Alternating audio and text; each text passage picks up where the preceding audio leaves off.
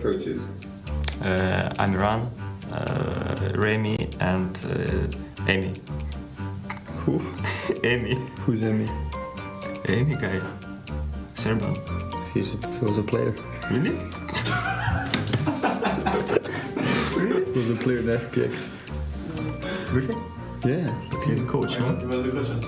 At some point, yeah, but the last role he had was a player. It's okay. But there were so many coaches you could have said. What was the first one? I'm Ran. The coach passing level junior. Okay. Amy, bro. It's okay. Name 3 things you throw on CSGO. Grenades, rounds, maps. That was good. Name 3 people that you are smarter than. Alex, Crims, and Keita. I can see that one coming. Name 3 players who've transferred teams in the last year. Transferred. Dupree, Magisk, and Monacy. Name 3 terrible video games. Valorant. Valorant, Elden Ring, Fortnite. and Fortnite. Elden Ring, I said. What is Elden Ring? New game, bro. Everyone loves it. It's okay. Name 3 things people shout on TeamSpeak. Can't say that. I've got nothing. Not safe for work. I don't know. Offline and online. G2, Gambit, Navi. They were all wrong. Better. Name 3 teams who are better online than offline.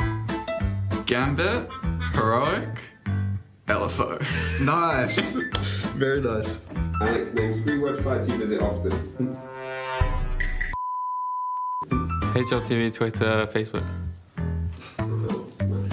There are other social media platforms as well available. Name 3 items of utility. Smoke, flash, HE.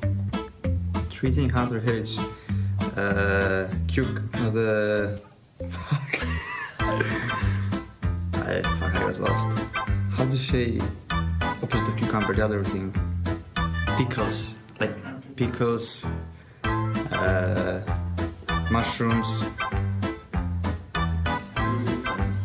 and losing in finals. Hey Future Pros, welcome back to Overpass. Today we have a quick little pop flash for you to learn. It is a CT flash for inside connector. To do the flash, drop into this corner. Aim at the intersection of these lines. Then underhand throw the flash. This should give you an easy kill to anyone creeping up connector.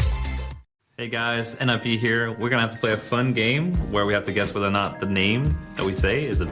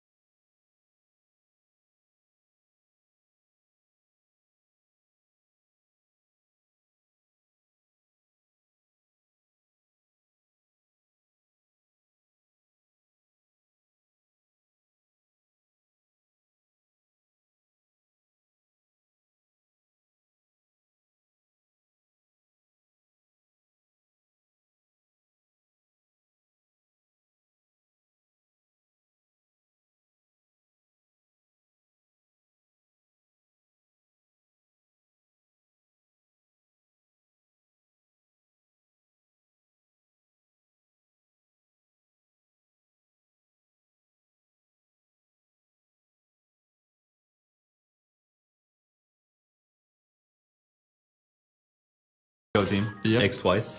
Okay, guys, so we just finished this game. It was pretty enjoyable, I would say. I have no idea like where these names came from, but it has been very fun.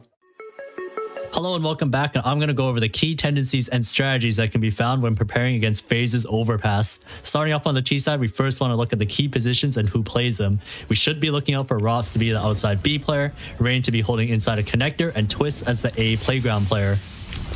Now the first thing to watch out for is Brokey's Molotov or Smoke inside a connector, and that's because it signals a B-sided default. Rain never throws a Molotov or Smoke in this way when he's defaulting connector, so just this detail alone will let the CTs know if FaZe are focused more on B.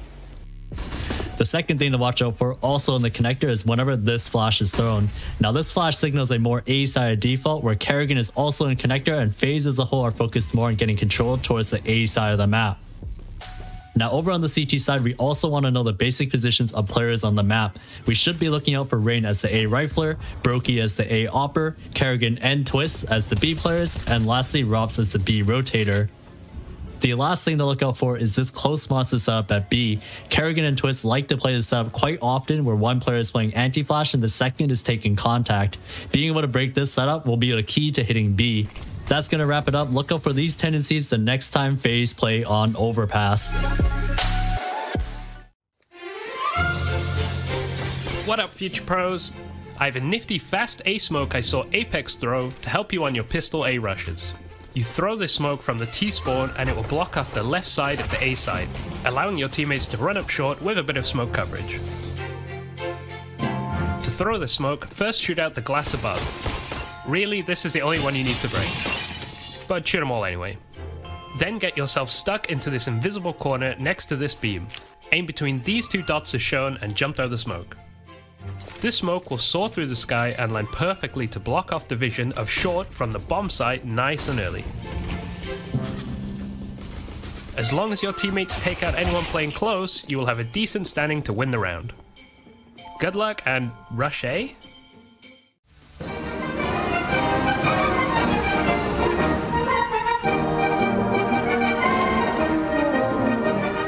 For the back guy. Okay. I'm on the back guy. Oh, I didn't heal.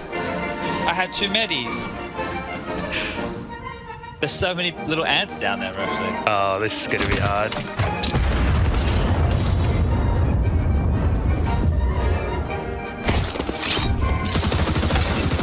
Oh, down below, rush below the water tower. I'll show it. Yeah, good luck. Looks good.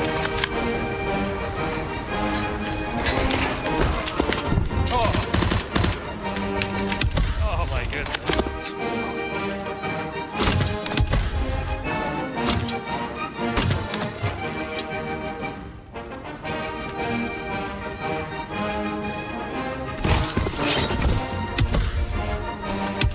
Both. Going. So, getting pushed by the zone, coming, going around the back.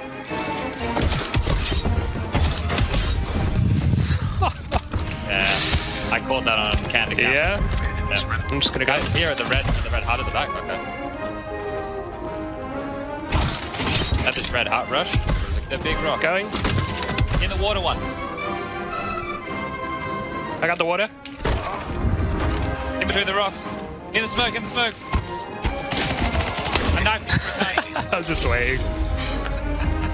I lost 50 HP and didn't get where I needed to get. So. We'll put that one in the blooper reel, I think, right? 2 lighthouse front door.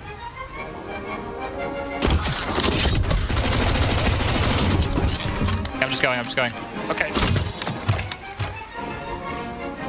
I got no idea. Oh, I'm on 1, on 2. Coming. I'm going for the goon. Close to me. Oh.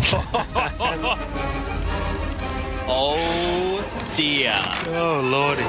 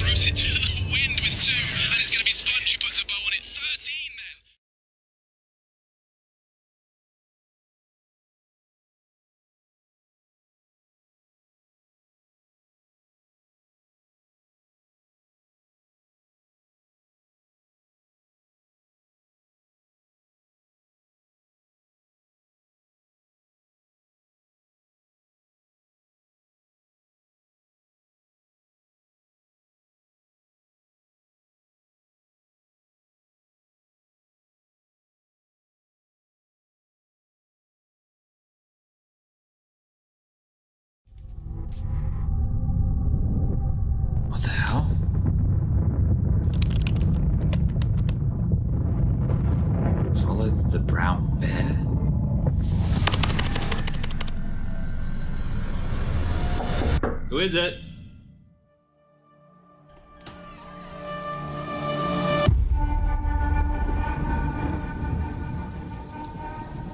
I know you fear this prison. A prison you cannot smell, or taste, or touch. A prison for your mind, for your soul. I want you to break free. And I know you want to. You want to feel the taste of victory on your lips once more. And so, the choice is yours. You take the blue pill, and the story ends. You wake up in your bed, and you're coaching that spawn-based Counter-Strike you've always been dreaming of. Or you take the red pill, and I show you how deep the casting rabbit hole goes. The team you're coaching? Cloud9.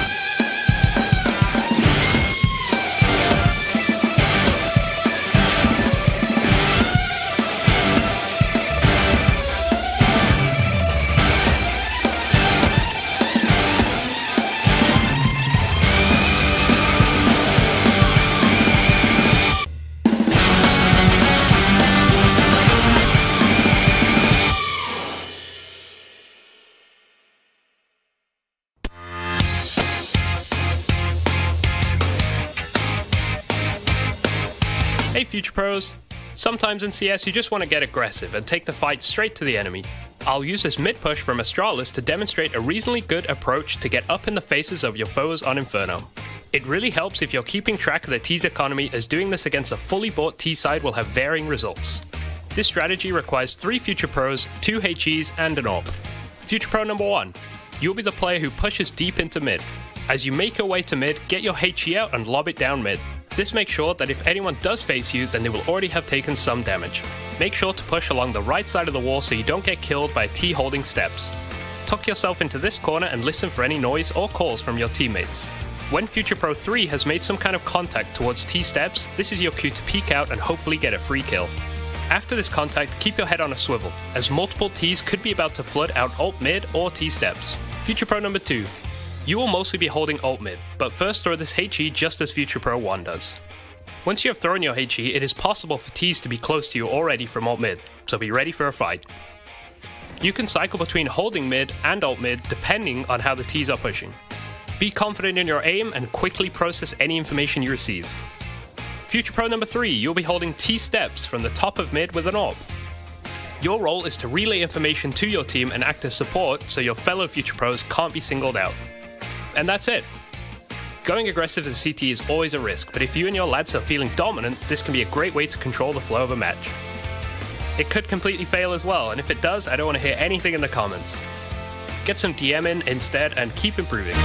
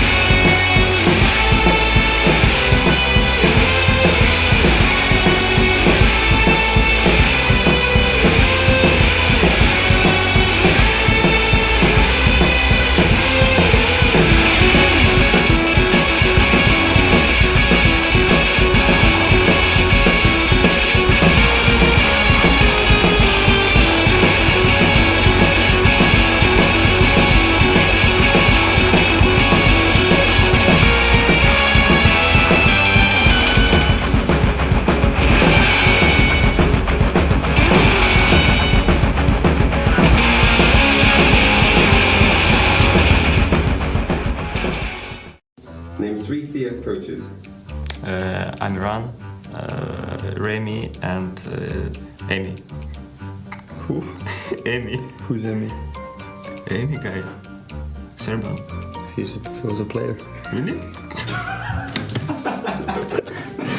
He was a player in FPX. Really? Yeah. He's a coach, no? At some point, yeah, but the last role he had was a player. It's okay, but there were so many coaches you could have said. What was the first one? Amiran. The coach passing level junior. Okay. Amy, bro. It's okay. Name 3 things you throw on CS. Go. Grenades, rounds, maps. That was good. Name 3 people that you are smarter than. Alex, Crims, and Keita. I can see that one coming.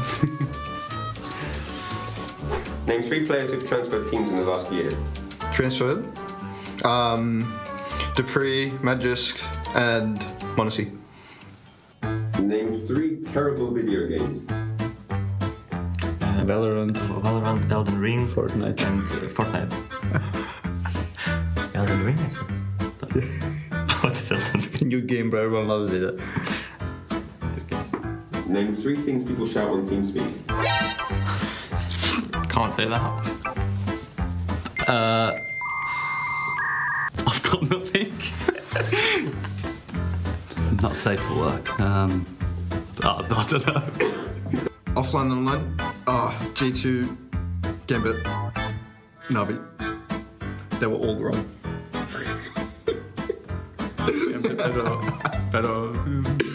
Name 3 teams who are better online than offline. Gambit, Heroic, LFO. Nice. Very nice. Alex, name 3 websites you visit often. HLTV, Twitter, Facebook. There are other social media platforms as well available. Name 3 items of utility. Smoke, flash, HE. 3 things Hunter hates. Cuke, the...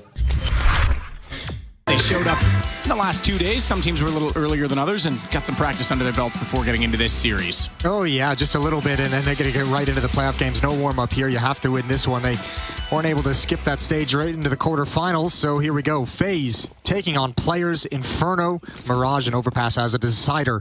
Twist going to lead the way up Banana early, hiding in the corner at the moment.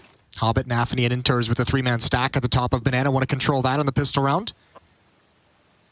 Slow and measured and quiet from both teams as Twist starts kind of creeping out, seeing what he can find, a little bit of utility. 2 smokes, flash and Molotov for Brokey and Kerrigan. Inter's waiting at the top of the banana position, has Hobbit and Nafany along with him, so this does mean Shiro and Exile are completely alone over on A. And because they're playing pit side, not a quick rotation. We know pistols can commonly go through the CT wrap based on how close the engagements are. Sometimes it's a split-second decision just on how things go down at Arch. So this could catch them, depending on how the mid-approach goes for FaZe. Yeah, this defense with these USPs, if they miss a couple of shots, if these Glocks are able to close the gap without taking too many losses, this defense they could crumble very quickly. Axel and Shiro going to fall back into the bomb site. The B player is going to start to push up. That flank is going to be coming in. It's going to be at a nice timing, but they need to hold off a little bit longer. Yeah, this is a big flank because, again, they went all toward the Arch side. They didn't cover off for, all toward the pit side. They didn't cover off for Arch. They couldn't run back the other way, but the kill's still going the way of FaZe. It's Brokey, Kerrigan, and Twists. And Brokey, for those wondering, is not the Iceman. He's the Latvian laser. We all know that. Rop's going to try and laser toward the apartments right now, but Hobbit has that instead on the silenced USP, and Hobbit hardly scathed from that with 62. Will get flashed inside of the pit to try and clear further positions. It's both inside of the site for FaZe. Twists, the high HP player at this point in time, 100.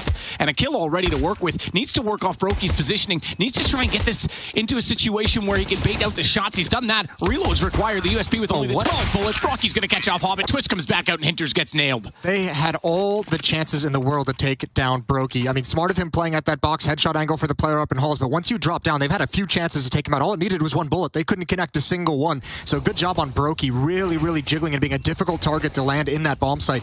And yeah, 2 players inside the site, so hard to hold off on that long enough for the flank to come in. Good kill from Kerrigan, watching from Boiler, able to slow it down just a little bit, and it's 1-0 for FaZe. They get started on a positive note. Shotgun in the hands of Shiro. It's a pump shotty. 3 MAC-10s for the FaZe attacking side. And again, slow and measured to open things up. Still at the base of Banana. No aggressive take quite yet.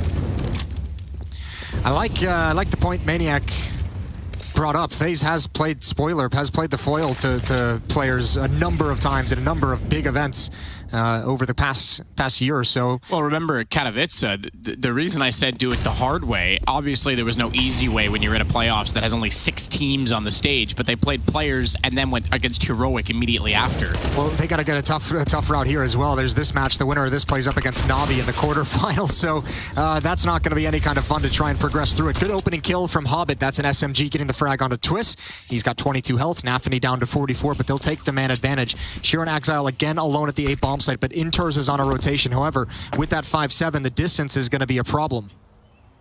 Smokes as well to make any kind of hit disjointed or put out any kind of Molotov that's going to land in his face.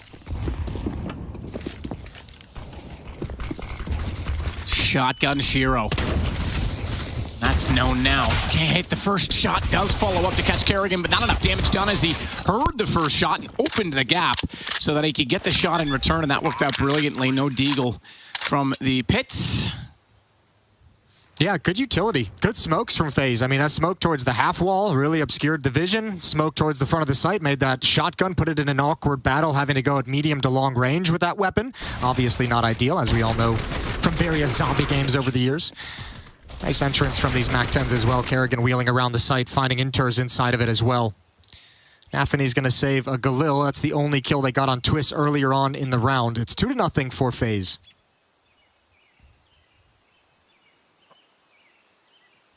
So hold on to that Galil as best as possible. Twists was the target and victim, as the bomb will expire in a rather dramatic explosion.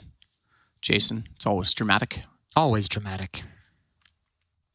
Went down to check out the players area. I know that sounds like a weird thing. We're at the tournament. Why wouldn't we? But we're in separate spots at the hotel. You went up to check out the players area, didn't you?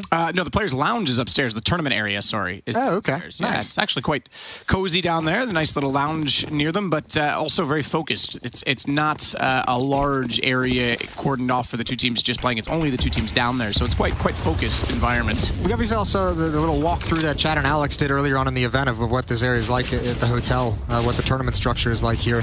It's obviously very cool, but you know, oddly enough, I don't know how any of the players have handled it over the week. For me, I think I've left this floor of the hotel once. Yeah, my hotel room is about 50 meters Yeah. from here. Our computer room is like 10.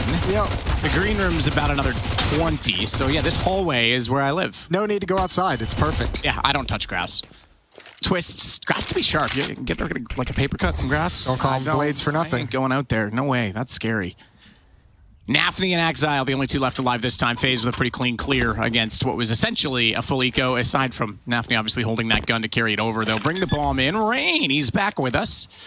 Poor old Rain as well as they plant the bomb. JKS starts the tournament standing in, obviously, Katowice I'm speaking about, starts the tournament standing in for Rops. Rops arrives, and then Rain can't play, and then they win, and everyone's going, oh, it's you know, Rain. Yeah, forget him. They won without him. It's like, well, hang on. They still were winning with him without Rops. So, you know, poor guy was getting a bad rap. Yeah, that had to have been a weird feeling and probably a weird set of emotions on that trophy for Rain. He'd obviously like to win another one just so he can be on stage, just so he can be part of the celebration and be part of the contributions. Everything taken away from players right at the end of the round. Good lurk from Rops, making sure they could never evacuate that A bomb site. Coming in right at the end. Weapons coming in for players. All the rifles. M4s on 4 players. Shiro's going to start this off with an AWP. There's 4 players with head armor because obviously they realize there's a couple like MAC-10s, SMGs on the other team, a Galila as well. So they need that head armor to make sure those weaker weapons won't take them down too easily. First gun round going live. Twist and Brokey towards Banana. Kerrigan's going to be behind them in support with utility and grenades. Rain and Rops on the other side of the map.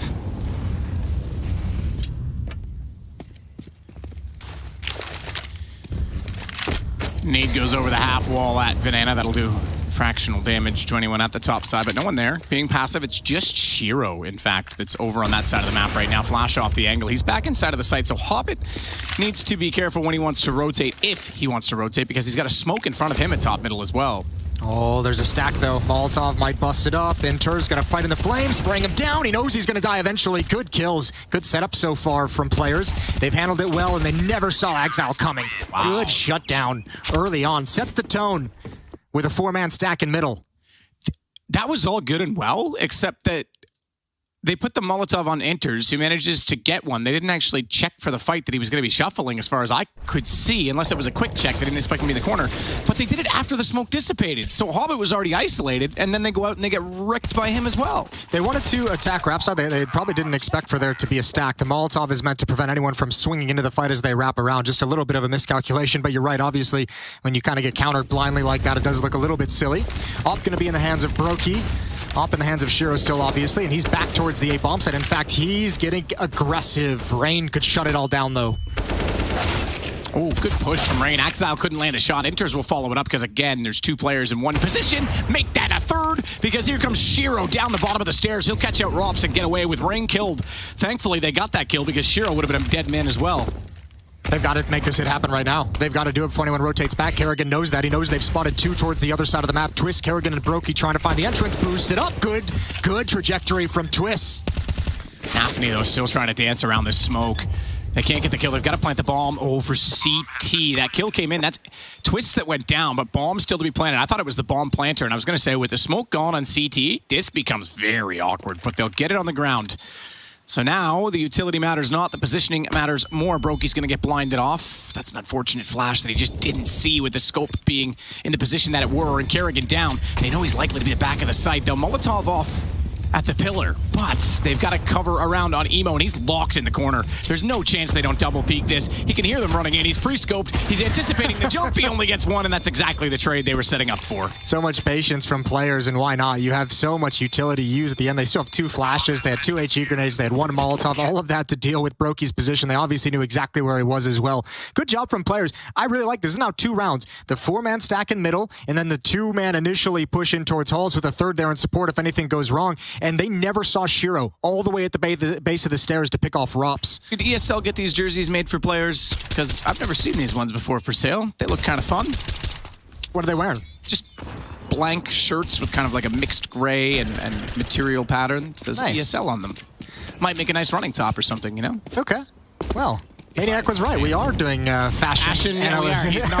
Dude, I feel like he would be great at that, let's be honest. Oh, he would be. He'd be wonderful. If I could pick one man on the broadcast team to dress me, or to pick out what I wear, let's be clear, I don't want anyone visualizing that wrong. Okay. But it would be him. I'd go with Machine. Okay. Machine would give me something. Off his style, though. No, I absolutely don't either, but it would be funny. I feel like you just look like an evil villain with the ball, you know. Yeah, with the ball. The streetwear. Give me a cat to put in my lap as well, and give me a look I'd never even imagined. Shiro peering down Banana. He's got support this time. Previously, he was alone here. Ooh, spots the body, takes out the hip.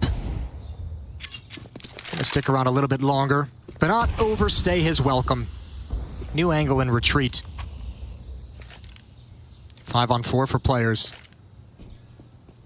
Rain, Rops, Twist, and Brokey consolidating down at the base of middle. One smoke, one flash. For Banana, not enough utility to make any kind of a hit at the A bomb site comfortable. Not enough utility to negate those crossfires that could be there. So drop one in CT spawn. See if you can get a bit fortunate. Might need a God flash. Oh, shot out Shiro. He's forced back between oranges one. That baits them in toward Nafany, though. Good shot, Rops. Gets the return, and Rain knew where Shiro was gone, so the Deagles come out flying again. Hobbit only managing one back. Rops has the AWP picked up, and it's a 2-on-2. FaZe busting into the B site. Oh, great shots from the Deagle, but I think players are going to want to play that one differently if they could go back in time. Unfortunately, they've got to get through the AWP in Rops' hands. He's very low. This time they don't have all the utility in the world. Exile, Molotov, and HE grenade. Brokey's going to look towards Ruins, and he's taken down one-on-one. Rops the only one, and he's got it. Inters tries to bait out the shot, but couldn't get behind the wall fast enough. And FaZe steal one away for a 4-2 lead. Solidly stolen away as well. That is pretty impressive trades coming in. I mean, it just goes to show you sometimes, not necessarily, but that was a sick shot. That's the repeat that you don't need, though. Nafany can just tuck into that corner and just kind of hold it and make sure they cannot comfortably close in on the AWP. And that made Shiro have to get aggressive and have to take an aggressive peek that he also didn't want to take. So a little bit of a mistake in that defense and their teamwork there at the B bomb site, and FaZe makes him pay.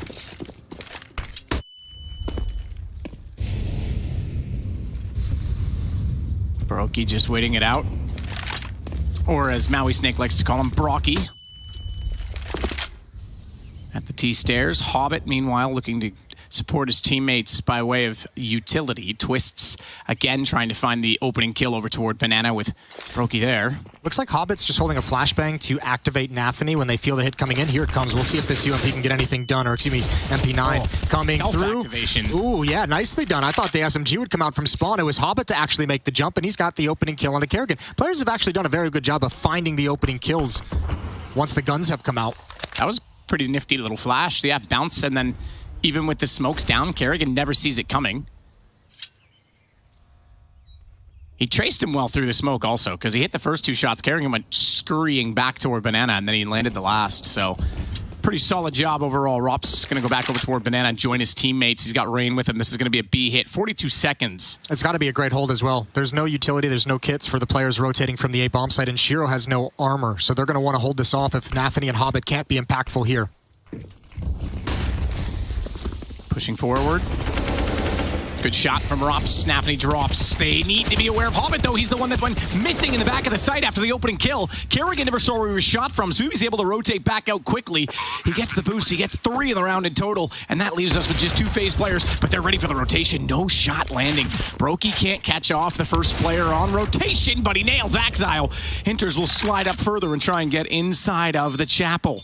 But look at this play. Okay, I thought they were going to counter boost the smoke. I thought Rops and Brokey were going to try and catch off one more.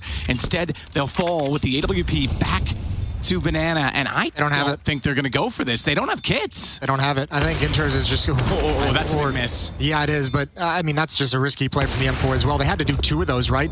Even the play just to get the things initiated from CT spawn, you had to just dry swing on Brokey and pray that he missed the shot. He did, but without flashbangs to push him back, without nades and Molotovs to prevent those repeaks, that's tough going. That's a long route to try and make work against an AWP of Brokey's caliber.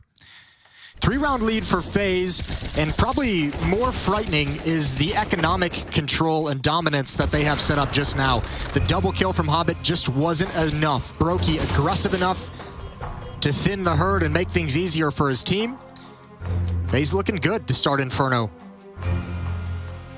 Yeah, looking solid. The man with the mustache. The man with the mustache. You make that, the way you say it, it sounds like a novel or a playwright.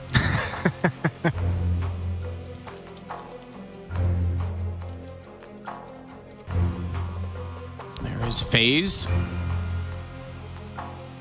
With Robin behind them. So, not a lot of discussion going on at this point in time. We're getting back underway quickly. Shiro, AWP is going to be the solo. Okay, I was going to say I would force pistols around this guys, given the lost round bonus, but they're going to keep it pretty light. Yeah, I mean, they have enough money to buy in the next round. They have a 3-round losing bonus, so they're going to get just under $2,900. They're going to have cash for the rifle, so don't put yourself out of a gun round by investing in armor and upgraded pistols. Just a few weapons in case Shiro's able to give you some hope. And also some pistols to perhaps protect the op if needed. Good shot from Shiro. That's Rops discovered. Little bit of a pop flash, and unfortunately Nafany doesn't have one of those upgraded pistols. FaZe likely to just press the issue here at the B bomb site. Hobbit can't get anything done. He's taken down by Brokey. And now the plan for players is for Shiro to save this op. He should be backing away from CT spawn any moment, maybe looking for someone to walk into this crosshair, but that shouldn't happen. Brokey's going to stay put. Inter is making sure Shiro can fall back towards the A-bomb site when he needs to, just controlling rap side of that A-bomb site. FaZe on their 6th round already. It looked like they were, I mean, keep in mind, this could have been a 3-3 game. In the gun rounds, it was all players to start it off. This is cool, though. Obviously they're abusing the fact in these past few rounds of light nades and light utility and light money for the player side of things. But if you go back to the first 2 gun rounds, we had that 4-man stack in middle from players. You had that 2 to 3-man halls push. Both of those were extremely successful in wiping out that portion of the FaZe attack. Ever since then, it's been FaZe falling into repeated B hits, and we haven't seen that players can actually stop that effectively. And we're not seeing a lot of banana control attempted early on either, which is surprising because I think with the drop to utility, a lot more teams are being aggressive in that position. Yeah, it seemed that's kind of what I was getting at. It felt like in my mind when I was watching, I was like, oh, players seem to have like a really good feel for what FaZe want to do and a really good plan coming into this in those first 2 gun rounds. I mean, remember the 4-man stack in mid had Shiro alone with the op, so obviously you're not going to challenge. You want Shiro to be able to get a pick. But yeah, we haven't seen that typical brawl. Maybe we get it this round. Players have tons of Molotovs now. They've got, 4 Molotovs, they've got 5 smokes, they've got plenty of HU grenades and flashbangs. They could be aggressive there if they want, but it's just going to be Nafany and Hobbit.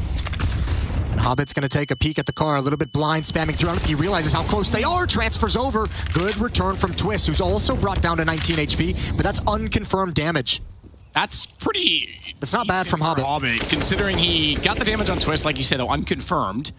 Was on like his last 5 bullets, I want to say. I couldn't quite hear the springing, but I wasn't really watching. I know he was firing for a while and still hits the shot before dying. That was all he was good for in that situation. Yeah, re-aggression from Nafany as well towards sandbags.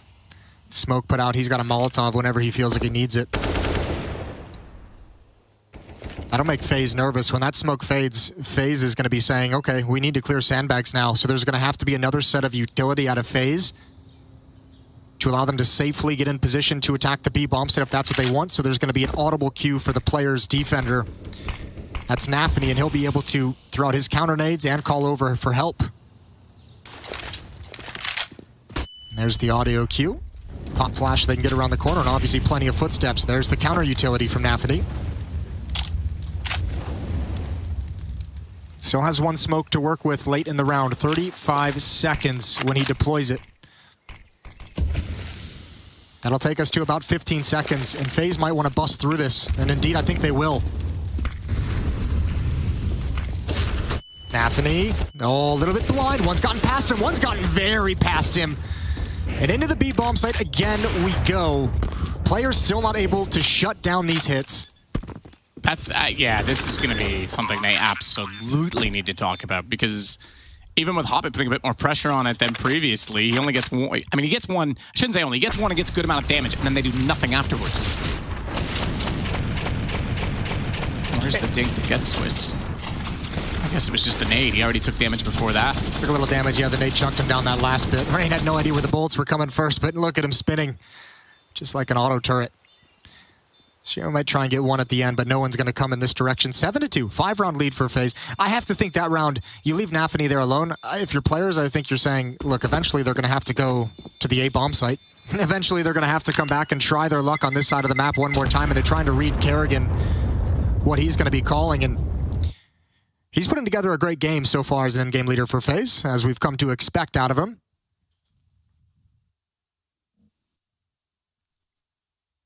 Yeah, I think that a lot of people give credit to his in-game leading, especially after Katowice going through it the way that they did. You know, he had so many, look, he may not have that major under his belt, but he's got so many rosters that he's really made successful. Mouse Sports lineups, the early Astralis lineup, no doubt about it. You go to Dignitas, TSM, Quest Denmark, as it were. And now obviously with FaZe again, so he seems to always find a way to be among the elite in any given lineup he has.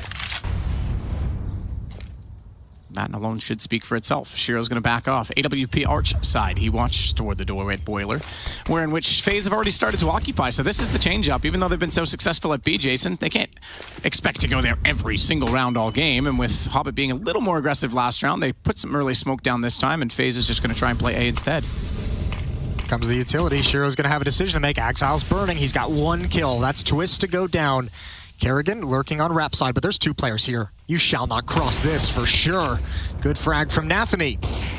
3 versus 5, but Nafany and Exile are low. It could get thinned out and evened up pretty quickly. So the drop smoke to allow them further out the doorway at apartments, but it gives Exile a bit of a one-way through the carts. He fires, though. That gives his position up. Rops knows he's now directly underneath. The damage already done. He makes no mistake in collecting what Twist had started, as Rops will flash out toward the graveyard as well, just to make sure sight is cleared. Smoke still down on Moto. They can't get fully around the corner toward Inters, but now they will. Brokey up close. No mistake on the AWP. Taps the plant to see if he's safe, and then has to try and hold it this time and rely on Rops to cover the angle. Flash goes out. Moto not blinded by that, and Rops, or excuse me, Brokey rather, still aware that that's a possibility. I don't know if they're going to be aware that Hobbit has gone for the flank. So they're trying to triangulate this. They'll set up 2 toward the lane and the 1 at Moto to wait. Rops is staring here. Does have some indication, but Shiro's found him directly. And now the AWP on the side all by himself. Nafany's already lurked out from the library. And it's going to be the third round for players. Good retake with light nades from players to get their 3rd round on the board. Another success at the A bomb site. Still looking for that same kind of success towards the B bomb site, or else FaZe is just going to rinse and repeat over there and run away with this half. Despite the fact they get the 2 early kills, this one onto Twist. Shiro is able to find Rain. I mean, despite the fact they get the opening 2 kills, it's a 5-on-3. This round was scarily close, brought down to just 2 players. So good recovery from Brokey and Rops to make that doable. Now you get to see some nades picked up from players. Everyone's flush with cash. 2 kits as well. 3 players at the top banana. You wanted a bit more control from the CT side, Matt. You're going to see him try and attempt it at least here. Good nade onto Nafany. Utility is out late. They want to activate Hobbit out in the open. Twist gets caught. That's a great sequence from players, and they control banana. Definitely something that they've been after. Banana control. We knew there had to be a change eventually, and Kerrigan's going to work his way in. Has no idea he is a dead man. Hobbit already sneaking forward. The aggression is catching them off because they have not seen it throughout the entire half. So a 2-man advantage to work with now on the player's side. Exile just above Shiro playing anti-flash. Oh, so blind. That's awkward. Good shot. Exile as well helping him out in Boiler. Tense. It's just Brokey in the 1 versus 5, so players look to string 2 together. Brokey firing the AWP as well. They know he's at bottom middle, but if he was going to scurry back to spawn and save, he didn't make the right call in doing it because they were already approaching his position. He'll go down. And now something to go with. There's the jerseys, Jason. Yeah, they look nice. Yeah. Maybe this would give us some of those and we can brand them. They could put my new gamer name on the back, Boosted Kid. You are boosted. We boosted you all the way to silver, too. No, gold Nova 2 now. I'm climbing quick, you know, considering we're like 9-0 in global. But, you know, it's fine. Thanks. Thanks, Valve. Well, FaZe starting to run out of funds as well. Dig deep into their wallets for this buy. Twist, Solo, and Banana.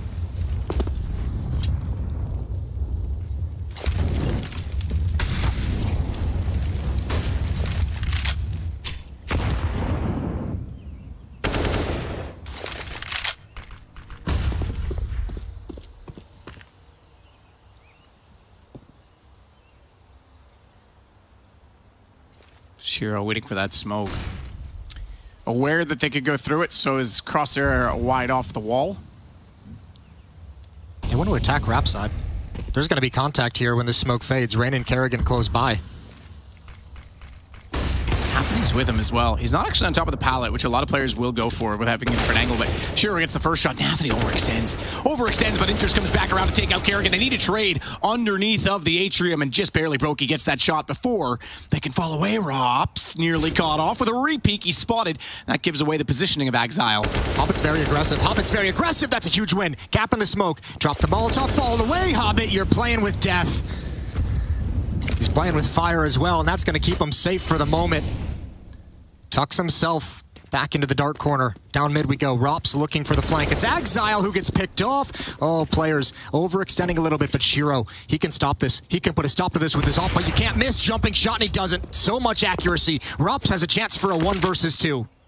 Brokey was actually lagged on that one, but he was already low HP. Rops is stepping up again. Hobbit's the B player, so he knows it's got to be a rotation, but where does he come from? It's not going to be CT, but Rops still looking that direction. Needs to try and find better ground, and rather than sitting and resting in the site and letting him control the angles, he's going to take matters into his own hands all the way up to Graveyard using the Vespa, using the headshot angle, and finding phase number 8. Brilliantly done by Robin Cool. Yeah, that's too much. Again, players just... You're giving things away. You're giving all the opportunities, and you could see Hobbit shaking his head, just saying, "This is too much. I shouldn't have been put in this 1 versus 1. You can't have these players dropping like this." Exile, you're way too exposed to watch for that fallback. You're the only player that's really in a good position to defend the A bomb site. It puts Shiro in an awkward position, who gets picked off as well. I almost feel like Exile got baited by timing because he saw Rops falling back, took that shot. Rops wouldn't have seen him, and then he's like, well, hang on, I'm just going to push down after him. They're going B, and then Rops is like, I'm just going to turn it around on you now. Yeah, the kill from Hobbit actually allowed FaZe to just kind of fall back there, but that's got to be so frustrating. So frustrating. 4-round lead.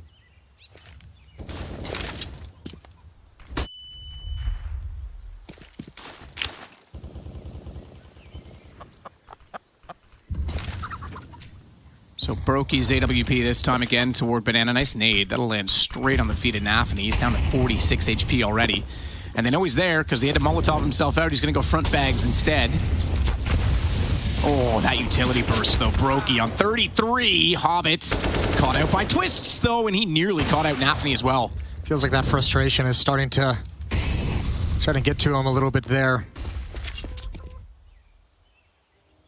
Early in the map. For attempts at individual heroics, Hobbit picked off over the smoke. Shiro's gotten here, Nathany's got here, but a missed shot, and they have no one inside the bomb site. Players have to at least consider for the moment, if they don't get any kills here early on of this post plant, might be time for another save. As painful as that may be, Nathany looking over coffins, he goes down, and surely that's the signal. Surely that's the one that says, we don't want anything to do with this fight anymore.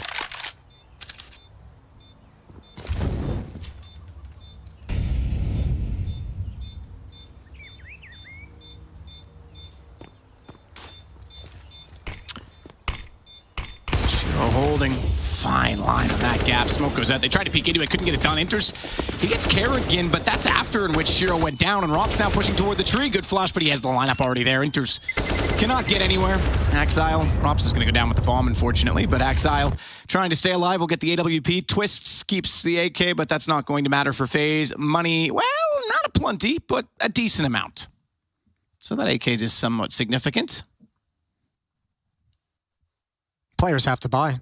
Well, they have the money for it. It's not like they're on too much of an edge. They are going to invest into it, especially with that saved op. Shiro's able to drop a weapon over to a teammate. So one more solid buy coming in for players. They'd love to scrape these last 2 rounds. FAMAS on Inters and Nathany. The op is in Shiro's hands. M4 and Hobbit and Exile. And they still have not found a way to defend against this onslaught from FaZe.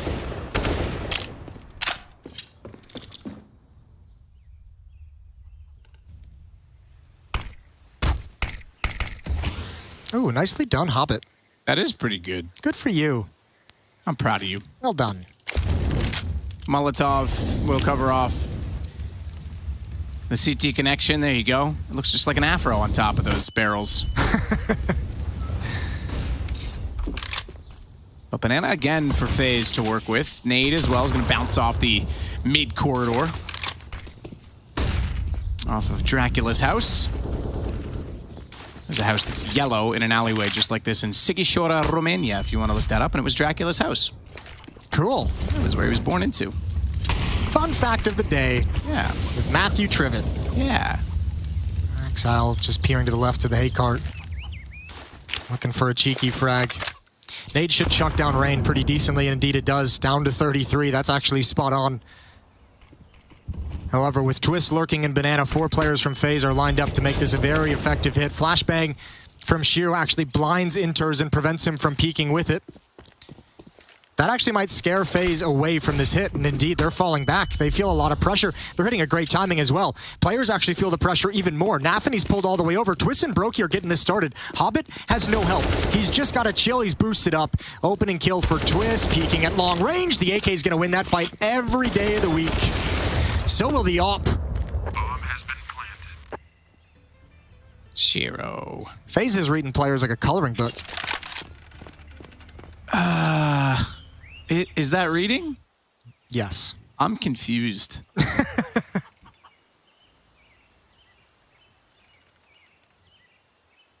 Does that mean they're really, like, they're simple to read or that FaZe can't read? It means they're reading them very well. Oh, okay. Coloring book is a simple book to read. It says, this will end up being a cat. It usually doesn't.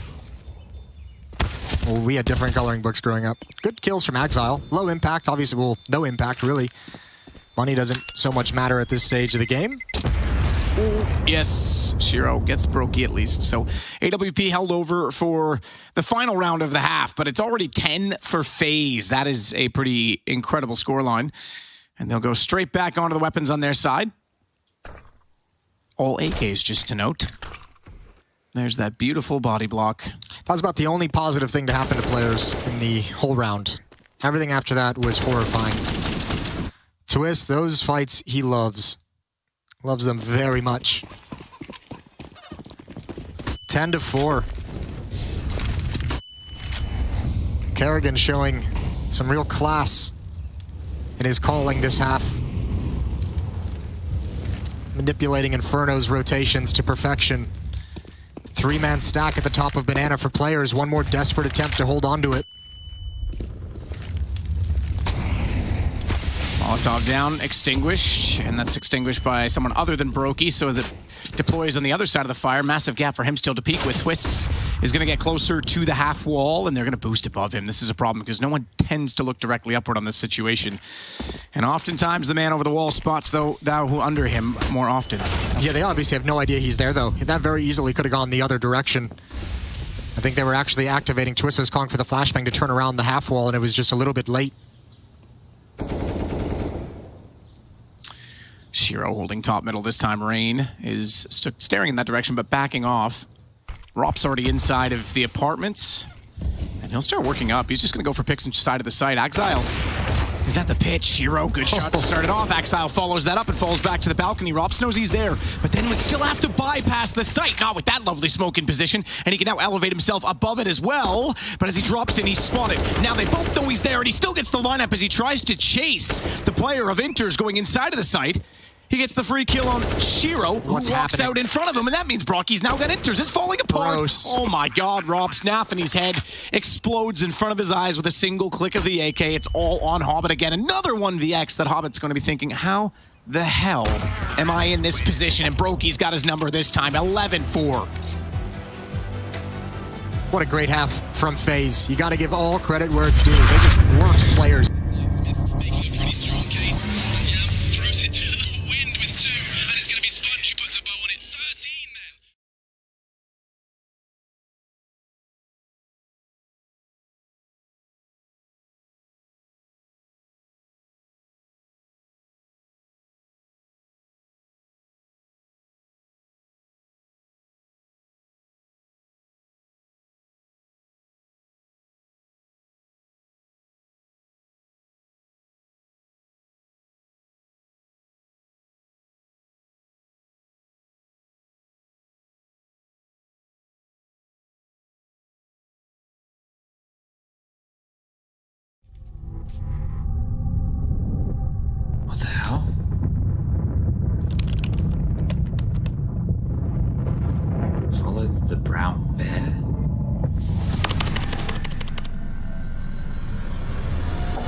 Who is it?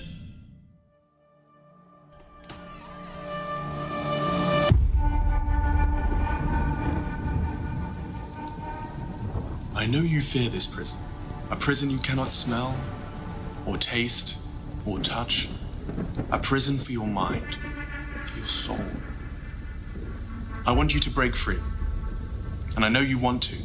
You want to feel the taste of victory on your lips once more.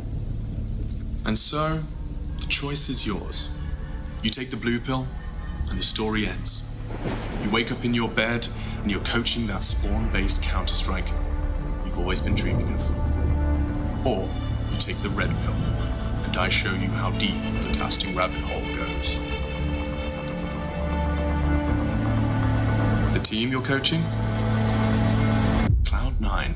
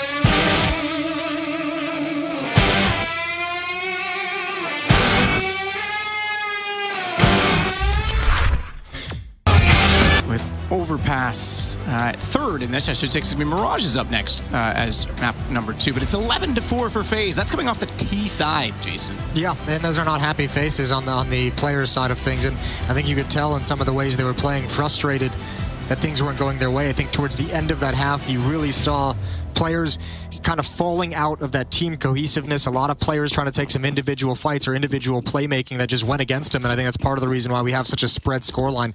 11-4 lead. FaZe got a lot of rounds to play with, but it's not done just yet. We'll see if they can, how well they can call against this defense. They just got a masterclass in it.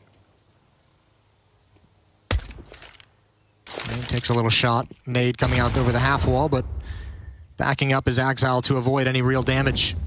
Twist and Rain to defend. Kerrigan has a flashbang. Here it comes right now. It might just be perfect. Actually, there. It's great. That's wonderful stuff. Twist with a double kill, and he's got Shiro right through the edge of the board. That's the bomb down. Sick round. He didn't even take any damage yet. I should say he does get a bullet from Nafny, but he delivers one far greater in return. Broky's not going to let him get the ace. It's too far away. Hobbit's down. Twist with 4. He was looking for it. He pushed. He was like, I'm on for it. I'm going all the way down there. But good start. Oh, their second half for him. Yeah, they're toast. This is over. I think FaZe is just going to run away with this one. See if there can be some kind of a comeback. Great stack. Great flashbang from Kerrigan. The Molotov splitting the attack as well. That's a great execution from FaZe. And obviously some fine pistol work from Twist. 8-round lead from FaZe. For FaZe. Nice nade, bounced off. Hobbit catches that.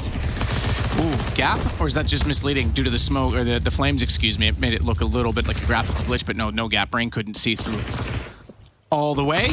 However, he did get ticked by that Molotov, so Gambit, or excuse me, players might be just sitting here thinking, you know, let's pop flash and just brum rush him. He's going to be close. Let's check trees. And if that's the idea they're operating with, I think they're about to get slaughtered. Rain backed off on that as well because he may have suspected it, but they switch weapons. He goes right back down there to stay aggressive. Kerrigan's the one that's going to have to flash and support him in this situation. So some utility tossed around, and free kill for Rain. Ooh, dinked up though. There's the flash. The swing from Rain gets another. Kerrigan's gonna join him in the killing. And just like that, we're down to only 3 players left in the round as Exile will put Rain down finally. But Shiro and Hobbits have a combined 18 HP. Brokey's joined Banana in this party. And Kerrigan wants more. He wants to farm up the cash. He's going to nearly do it, but runs out of ammunition. Okay, Exile. We'll give him that one. Why not? I was going to say, like, the only way they get through this is if someone jumps and hits 2 incredible headshots that don't make any kind of a sense whatsoever. He does get 1. 13-4 now. AKs and Galil's coming in for players attack. This map has not gone any of the way they would have desired. FaZe's pick, obviously, so I guess all is not lost in the world, but, you know, it doesn't get any easier with Mirage coming up next against FaZe as well. Did I see that rightly at the end of that? No, okay, so he was just shooting the M4 away. I thought he took the ammo out of it and then shot it down to bait them with it. That would have been incredible, but that was obviously after the round. Here, pick up this weapon and with your pistols, and then realize when you go to shoot it, you're out of ammo. That's why you're golden over, Matt. That would be next level, right? Like, look, hey, I'm going to just, in the chaos, I'm going to shoot this empty M4. Yeah. He's going to pick it up thinking, ooh, we can get it, we got a rifle, and then I'm going to bait him with it. That's one of those things, just you're using your brain too much on that one. Yeah, I know, Counter-Strike's just too simple for me, what can I say? Yeah, when you've got a brain like yours, it's tough sometimes. I know. See, in my world, gravity's 2-directional. Kerrigan's close up. Down Banana, can have that fast flank. Wouldn't risk a whole lot with an SMG if he picks his time right. Rops and Brokey, wrap side waiting for the smoke to fade. Nade is going to come in and, ooh, misses its mark. Misses its mark just a bit. They're coming right at this. Rops is blind. Attention taken away. He somehow recovers in time and gets both. I have no idea how that works. I don't think players do either. But what are you supposed to do from here? Die. Exiled will at least put Rops down finally. Shiro knows there's more around the corner. Good flash, can't do it. Brokey's there instead. Didn't anticipate the second member, and the bomb is now firmly in the possession of FaZe. No one covering off pit side, but they do have one more back in the site. That, of course, being Twists at this point. And it is all on enters. They know he's there. They bait him out. C fires a few shots, and Brokey goes around the corner to finish off an excellent round. 14-4. Yeah, players is not clicking at the moment. That flashbang comes in just late for that peak as well. The peak is just right before it. Craziness. What a great job from FaZe on both sides of this map at the moment. Obviously early going in the CT side, but it doesn't look like they're going to have any problems. 19 kills on Brokey and Rops. Ooh, that's not ideal. This is unbelievable. Just enough attention is taken away for Rops to recover. I think that was... Yeah, Hobbit's going to be pretty annoyed with himself on that one, I think. Yeah, I mean, Brokey fires it off and just buys him that, like, second and a half to clear his vision. And then, I mean, Brokey just playing anti-flash along the wall as well is monumentally perfect. And nothing going right for players. Nothing at all. Poor Hobbito.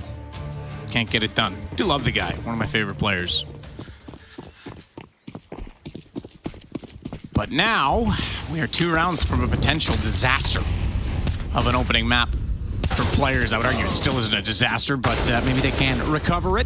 Not so far in this round. Twist gets 1, he dies, is dropped immediately after, and substantial damage delivered to Rain, but the same returned on Shiro, leaves us relatively even. The exception being that Brokey's also on 7 HP. Yeah, but Rops is still on the map, and he's showed just an uncanny ability to recover any scenario. He was part of that recovered 2v5 at the end of the first half. The final round, Kerrigan gets dinked up. A lot of players on FaZe very low. I wonder, with this kind of health, if Kerrigan just shifts back to the A bomb site and they just gamble it, preserve the money. That's exactly what's happening. You could see him slinking off back towards CT spawn. So players, they might be able to get a freebie. Kerrigan will stick around to spam through smoke, with his fingers crossed if that gets put down.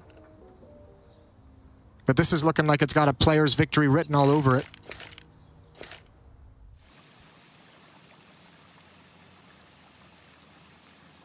Kerrigan, ready for the cross, not ready to fire off fast enough. Does recover though and absolutely nails enters. Yeah, Rob's got someone on the other side of the map as well. That's the lurker, so the retake is on. Like, even with the HP, FaZe is like, yep, we're gonna go for it. We're going for this all day long. And Rops gets to have a little bit of fun. All of his players on low HP, you have to expect the low HP guy's going to go in first after Rops clears these angles. And it's just time for Rops to bait the hell out of everyone, which is always a good time. Anthony's going to push through smoke, but Kerrigan's missing. He's already inside of the ruins. He might wrap around behind him, though. That could be a huge problem if he does, because they'll never expect it. He wants to hold CT instead, though, because he's through the smoke, and they won't know that he's there. So he walks out for one, follows it up on another. It's Rops that gets it all, and you're absolutely right. He baits them perfectly. In he goes, and down goes the round. It's map point for FaZe. He's a human aimbot, man. This is unreal. He's playing so well at the moment. Oh, wow, how scary is that? It's fun watching a player like Rops, and this is one of the cool things about Counter-Strike is just individual players stylistically. Like Rops is such a mechanical. He's like a computer. You could see him like ticking all the boxes step by step, turning the corner. It's just foolish. Ooh, look at that little flex from the man. Yeah, I'd say so. Why not? 22-8 for Rops. In 19 rounds. And I mean, not just the number of kills, the quality of them as well. He's had so much impact. He had a clutch as well, that 1v1 against Hobbit in the first half. He's had like 2 or 3 clutches in this game, 2 or 3 like huge multi-kill rounds, a couple of them in rounds that were recovering. This has been crazy.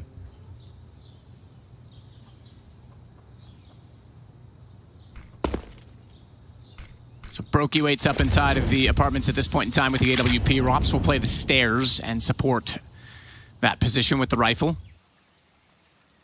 Should the AWP have a chance to run down the hall, he will be covered as a result. And here we go. Inter's walking into this.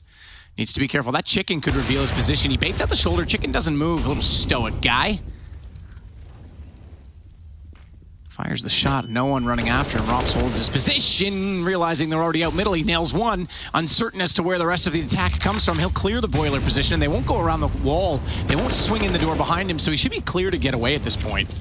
Man, between Kerrigan outcalling the hell out of players and Rops putting on this kind of a show individually, this has just been incredibly dominant. There's been no chance for players to stay in this game. Brokey with eyes on Rap. They don't know numbers just yet. It might not matter. That's Kerrigan. Headshot onto Nathany. Bomb drops forward as well. Inter's even showing through the smoke. And I don't even think any of this matters. 6 seconds. Bomb is going to go down. Nade coming in. That's certainly going to get at least one. Exile's down for the count. It's just Shiro remaining. Solid first map from FaZe. Twists will get the final kill. They just got to cut a few wires. And they might put players in an awkward position on the next map, because going into Mirage, it's a pretty level territory. That's a huge win on Inferno. Yeah, this was billed as a huge matchup that could go down to the wire. Didn't look anything like it on Inferno, but regardless, we're going to go down to Heku because she's going to get us some information between maps. Go!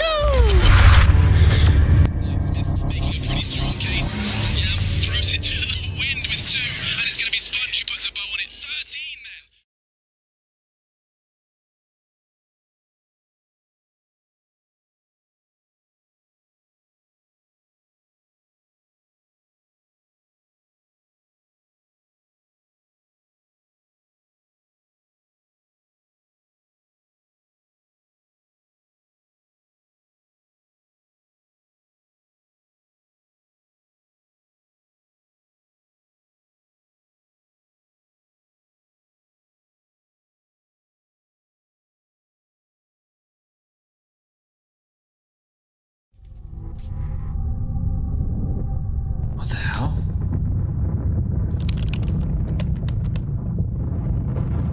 Follow the brown bear?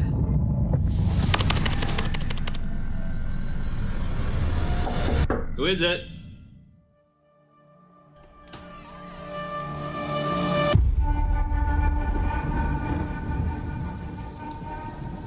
I know you fear this prison. A prison you cannot smell, or taste, or touch. A prison for your mind, for your soul. I want you to break free. And I know you want to. You want to feel the taste of victory on your lips once more. And so, the choice is yours. You take the blue pill, and the story ends. You wake up in your bed, and you're coaching that spawn-based Counter-Strike. You you've always been dreaming of. Or you take the red pill, and I show you how deep the casting rabbit hole goes. The team you're coaching? Cloud9.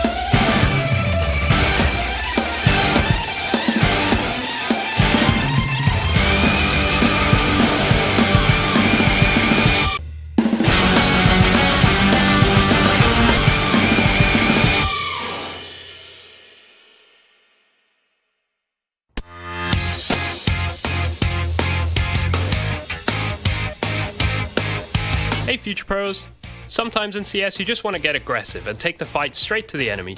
I'll use this mid push from Astralis to demonstrate a reasonably good approach to get up in the faces of your foes on Inferno. It really helps if you're keeping track of the T's economy, as doing this against a fully bought T side will have varying results. This strategy requires 3 Future Pros, 2 HEs and an AWP. Future Pro number 1, you'll be the player who pushes deep into mid. As you make your way to mid, get your HE out and lob it down mid. This makes sure that if anyone does face you, then they will already have taken some damage. Make sure to push along the right side of the wall so you don't get killed by a T holding steps. Tuck yourself into this corner and listen for any noise or calls from your teammates. When Future Pro 3 has made some kind of contact towards T steps, this is your cue to peek out and hopefully get a free kill. After this contact, keep your head on a swivel, as multiple Ts could be about to flood out ult mid or T steps. Future Pro number 2. You will mostly be holding ult mid, but first throw this HE just as Future Pro 1 does. Once you have thrown your HE, it is possible for Ts to be close to you already from ult mid, so be ready for a fight. You can cycle between holding mid and ult mid depending on how the Ts are pushing. Be confident in your aim and quickly process any information you receive. Future Pro number 3, you'll be holding T steps from the top of mid with an AWP. Your role is to relay information to your team and act as support so your fellow Future Pros can't be singled out. And that's it. Going aggressive as CT is always a risk, but if you and your lads are feeling dominant, this can be a great way to control the flow of a match. It could completely fail as well, and if it does, I don't want to hear anything in the comments. Get some DM in instead and keep improving.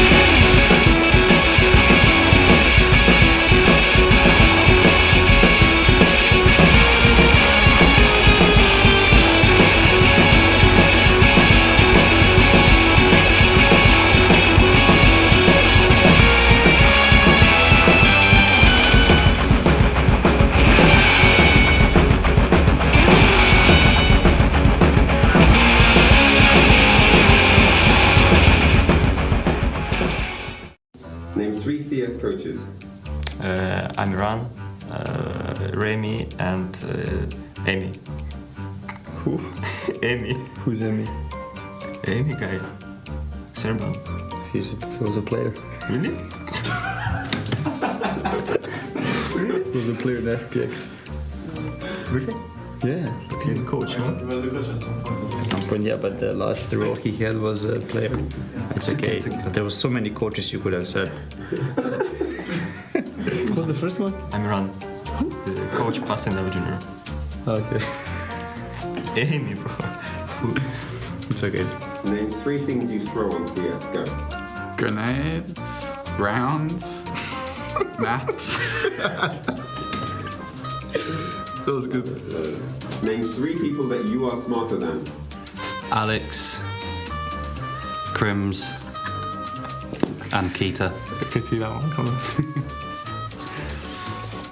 Name 3 players who've transferred teams in the last year. Transferred. Dupree, Magisk, and Monacy. Name 3 terrible video games. Valorant, Elden Ring, Fortnite. and Fortnite. Elden Ring, I said. What is Elden Ring? New game, bro. Everyone loves it. It's okay. Name 3 things people shout on TeamSpeak. Can't say that. I've got nothing. Not safe for work. I don't know. Offline and online. G2, Gambit, Navi. They were all wrong.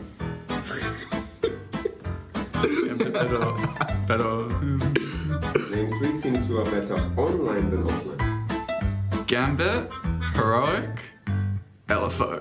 Nice. Very nice. Alex, name 3 websites you visit often. HLTV, Twitter, Facebook. There are other social media platforms that are available. Name 3 items of utility. Smoke, flash, HE. 3 things Hunter hates. Fuck.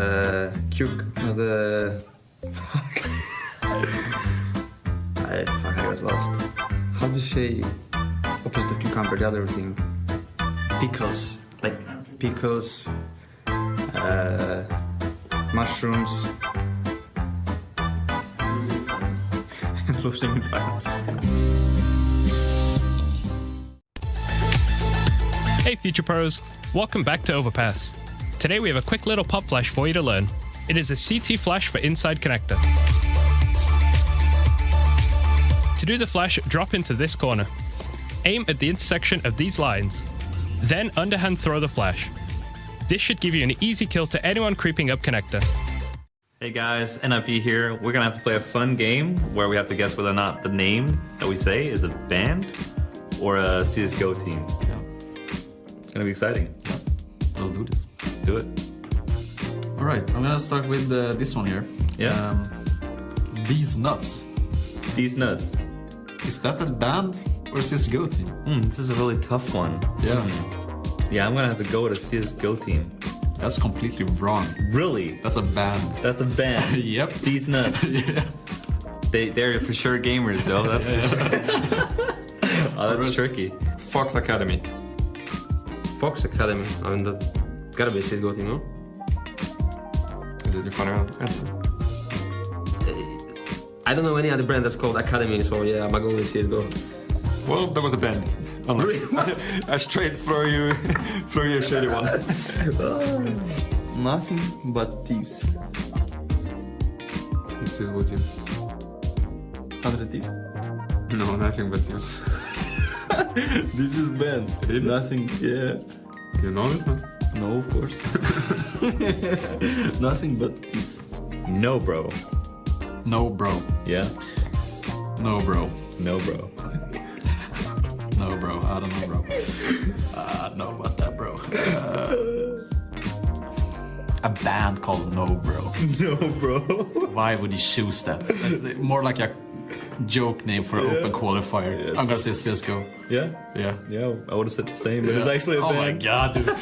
Why, dude? Oh, I'm gonna start this amazing band. Let's think about a name. No, bro. No, bro. Let's take that, dude. Yeah. All right. You know, double pony. Really? Yes. It's a good team, it's a good team. Yeah. It's the famous one we played against. Dark Tigers. Dark Tigers, that's Czech team. Oh yeah. Well, yeah, that is true. I knew that's the only team that I knew actually as well. Yeah, that's a. But yeah, it's a it Czech is. CSGO team. Okay, it is. That was the easy one. I wanted to give you some confidence again. Lincoln Vikings. Really? For reals? Yeah. You guys gonna have to do better. Yeah, we have to fight against them. Oh, Yeah. Oh, I'm gonna say bad. I'm just kidding. Let me do another one. CSGO team. Lemon Dogs. Really? Is that one there? Oh, okay. CSGO team. Yep. X twice. Okay, guys, so we just finished this game. It was pretty enjoyable, I would say. I have no idea like where these names came from, but it has been very fun. Hello and welcome back, and I'm going to go over the key tendencies and strategies that can be found when preparing against FaZe's Overpass. Starting off on the T side, we first want to look at the key positions and who plays them. We should be looking out for Ross to be the outside B player, Rain to be holding inside a connector, and Twist as the A playground player. Now the first thing to watch out for is Brokey's Molotov or Smoke inside a connector, and that's because it signals a B-sided default. Rain never throws a Molotov or Smoke in this way when he's defaulting connector, so just this detail alone will let the CTs know if FaZe are focused more on B.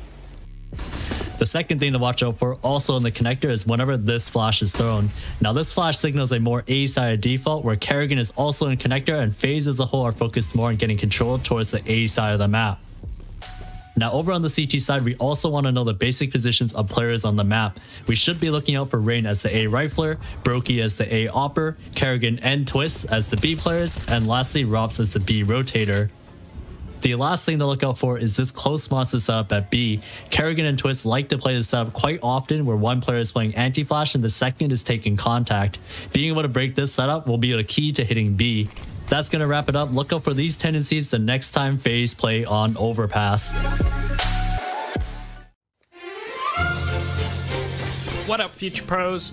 I have a nifty fast A smoke I saw Apex throw to help you on your pistol A rushes. You throw this smoke from the T spawn and it will block off the left side of the A side, allowing your teammates to run up short with a bit of smoke coverage. To throw the smoke, first shoot out the glass above. Really, this is the only one you need to break. But shoot them all anyway. Then get yourself stuck into this invisible corner next to this beam. Aim between these two dots as shown and jump through the smoke. This smoke will soar through the sky and land perfectly to block off the vision of short from the bomb site nice and early. As long as your teammates take out anyone playing close, you will have a decent standing to win the round. Good luck and rush A?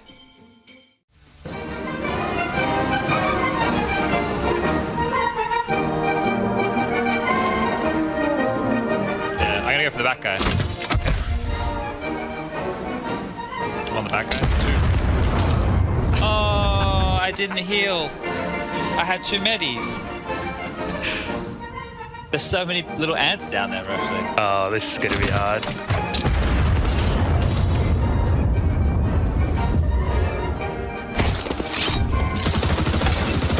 Oh, down below, below the water tower. I'll show it. Scoreline, please. Very one-sided scoreline. We're ready for the second map. The question is, will they be? And obviously now, taking a beatdown like that, you got what we saw on the desk is a lot of questions into the theory behind this map veto process from players coming into this. Let's hope they had a nice break. You could see them trying to get hyped up as the game is about to go live. This is going to be a tough affair if they want to force us onto a third map. Freeze time winding down. Final comments, final plans being made amongst these players. Players going to be starting on the T side here in Mirage, their own map pick. Shiro's got P250 armor and a Molotov. Nafany with a Glock smoke. He dropped over the P250 as well. And we are underway. Map 2, FaZe with a 1-0 lead in the series here in the round of 12.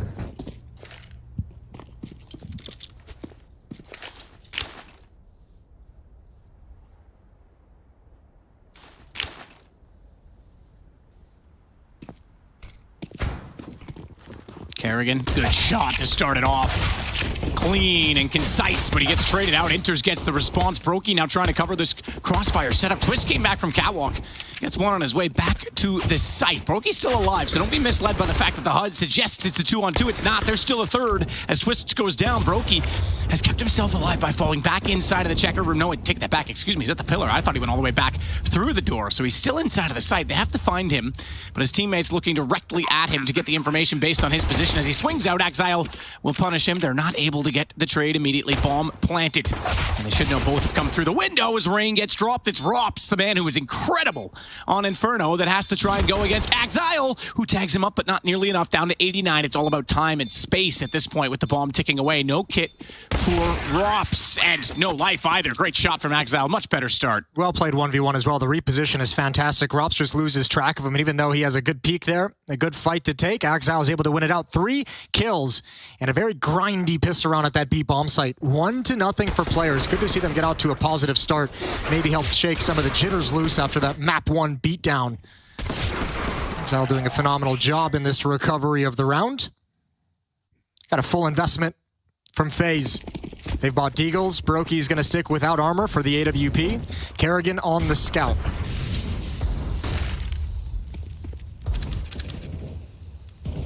Mid control as Hobbit, Nafany, and Shiro stream out towards top mid.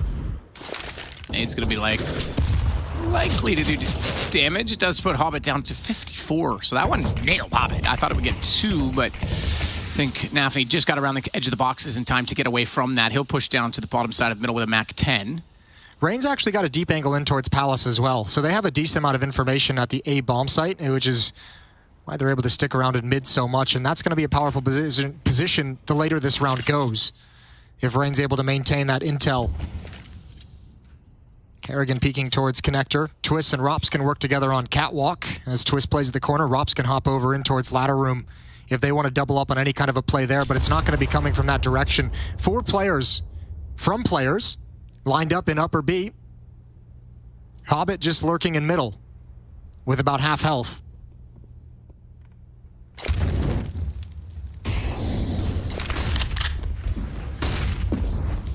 Exile checks corner.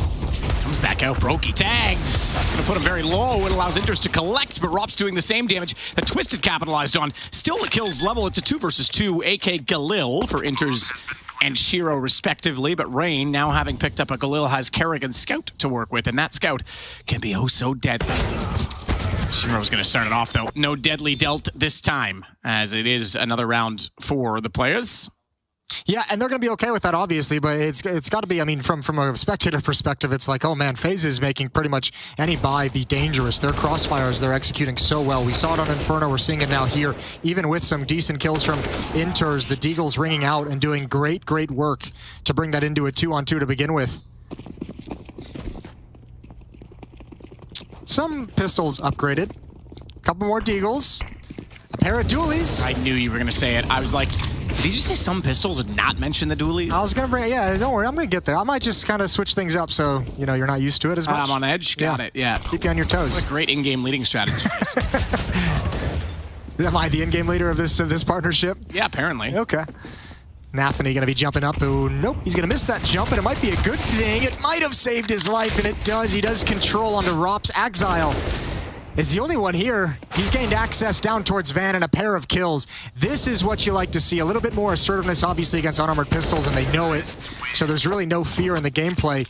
But that's kind of been the conversation around Players throughout their run, throughout their transition from that online dominance last year into trying to make it work on LAN. Isn't so much, you know, the team stuff. It's just individually sometimes don't seem as assertive and as comfortable as we've seen them in the past in the online game. So still trying to figure that one out, and they're going to need it. They're going to need all the assertiveness, all the confidence in their own plays here on Mirage if they want to take us to a third map. 3-0, and the op is out in Brokey's hands.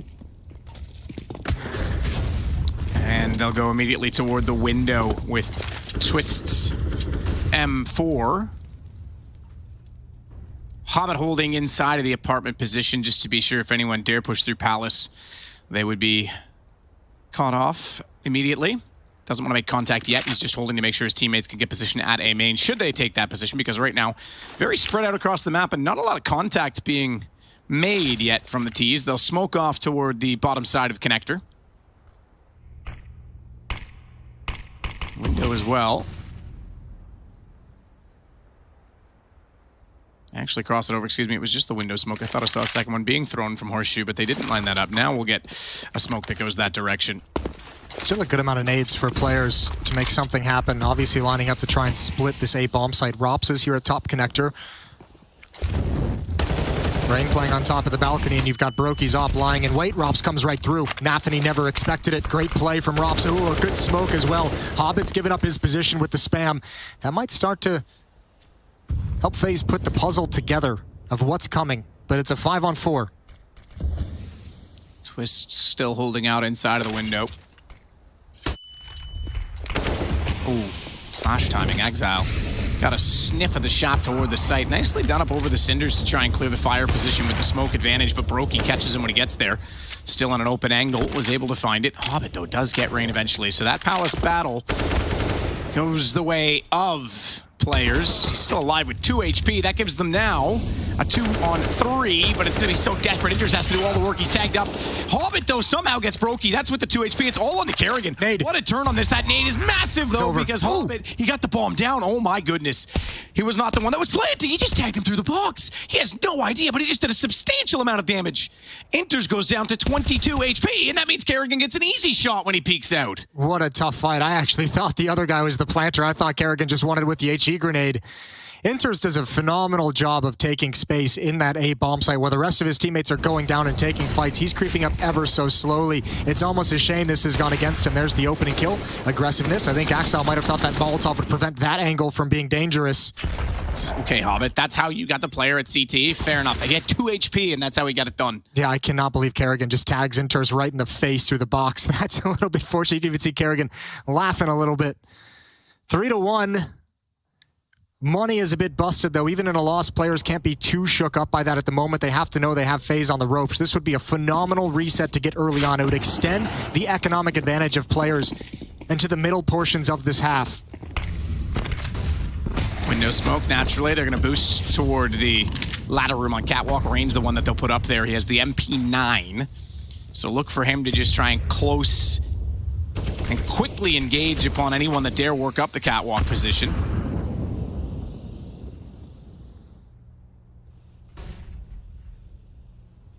Exile's been unchecked. This is a kill. Done. See ya. Ooh. No one even watching it. Rain from Catwalk didn't see it, and I'm not sure what Rain's positioning was when they boosted him up in that position, because now Exile's able to lurk. Kerrigan's head removed as well. Twist is gone. Hobbit's got the kill onto him. They've just taken the entire map.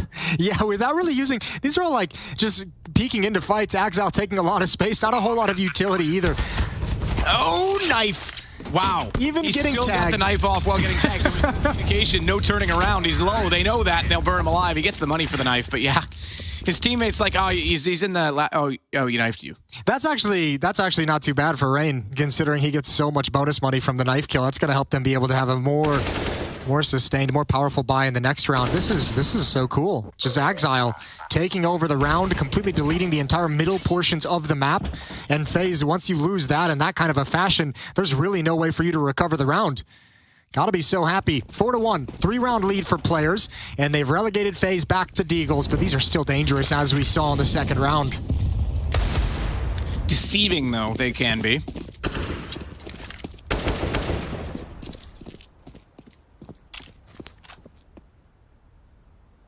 Even devious at times with the aim. As Shiro will sneak his way up toward the Catwalk and look through Connector. Hobbit's going to work his way up this time. This is where Exile got things started in the last round. Cross smoke Catwalk, there you go. That's what you were talking about. Swift punch to the jaw. Kerrigan comes out. Oh, his arm's not long enough. He does get away with the AK. Nearly cost him the time, though, because as he turns around, they're already working out the B apartments. He still gets the kill on Exile. Shiro, AWP up close, turns him down, but look at the Inter's HP. He's tagged down to 6, saved by Shiro as well. This is not comfortable right now. They're in the site. They've committed to dropping through the apartment, so getting the bomb out of there is out of the question. They'll plant it instead. Shiro's doing all of the work. Getting it done at this point in time, but do they know Robs is this far in? He sees the shadow, tries to fire in, he'll get the shot, and who else other than Shiro again? 4th kill in the round. Yeah, he needed to do everything, especially considering he had that weird, awkward battle with Kerrigan on Catwalk with the op to open it all up. That could have gone so wrong, and you could see how dangerous those deagles are, just holding angles as players walk into them. Just like the previous round, without a whole lot of nades, without a whole lot of flashbangs to take the danger away from those different off angles. And players might be lucky to get away with this one. Phenomenal shooting from Shiro across the whole map, even recovers the op at the end of the round as well. Round 7 coming in. Brokey back with the AWP. That's the benefit of the knife kill from Rain earlier.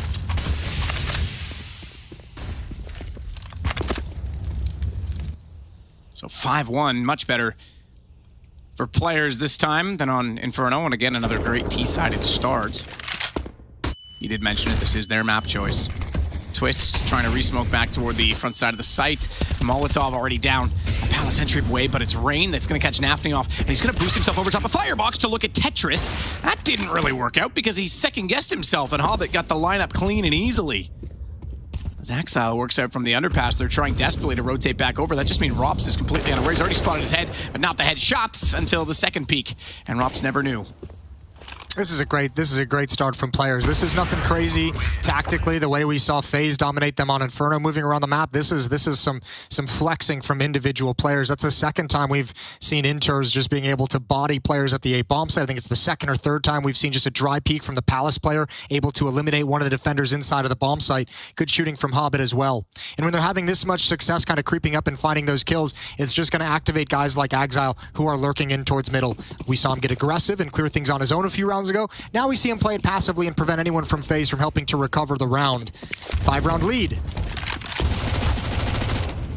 Nafny from way downtown with the MAC-10. We'll get a headshot on Rain at the bottom of middle. Inter's already aware that there's someone peeking in toward the inside of the Palace position. Gets the headshot on the second shoulder peek. Get the solder gun, Jason. I need to be rewired. Yeah, apparently. 5-on-3. Players starting to look good. Inters is hitting some bangers.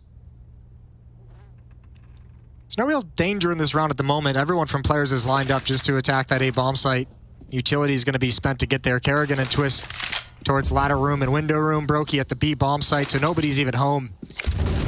This round should be easy for players, and they're going to be thankful for that they don't have to contend with anything. Build up some more money. They're starting to get a bit rich. FaZe has got to be careful. Exile here's the rotate. Brokey's going to go down here. Good shot. Hobbit already pressing forward, though, silently. Another site that's all theirs. This is great. This is great what we're seeing from players, and this is kind of exactly what Maniac brought up on the desk. He just said, I'm going to stick with my prediction of players. I think coming into Mirage, we're going to see just a statement game out of these players, guys, as they reset and come into this and want to show that they're not going to go down without a fight. That's exactly what we have them saying right now. 6-round lead. Heading into round number 9. Yeah, remarkably. I mean, the way that they're winning these rounds, the best round that FaZe have had since they won a round, obviously, was that pistol round. And they brought it to a one-on-one. Rops got cut out and Shiro did all the work. I mean, otherwise, it's been just dominant. The picks, the lineups, maybe FaZe have to consider that right now and think about how you can orchestrate and position yourselves as if you had pistols, but with better weapons. No timeout yet from FaZe, and I think part of that has got to be the feeling that they're just saying, look, we're not getting outplayed tactically, we're just getting outgunned right now. We're getting outshot at the moment, so we don't really need to talk over anything. Molotov blows up in the sky. Lucy in the sky without the diamond. Tough angle for Shiro, but he's been hitting shots. They'll get across him.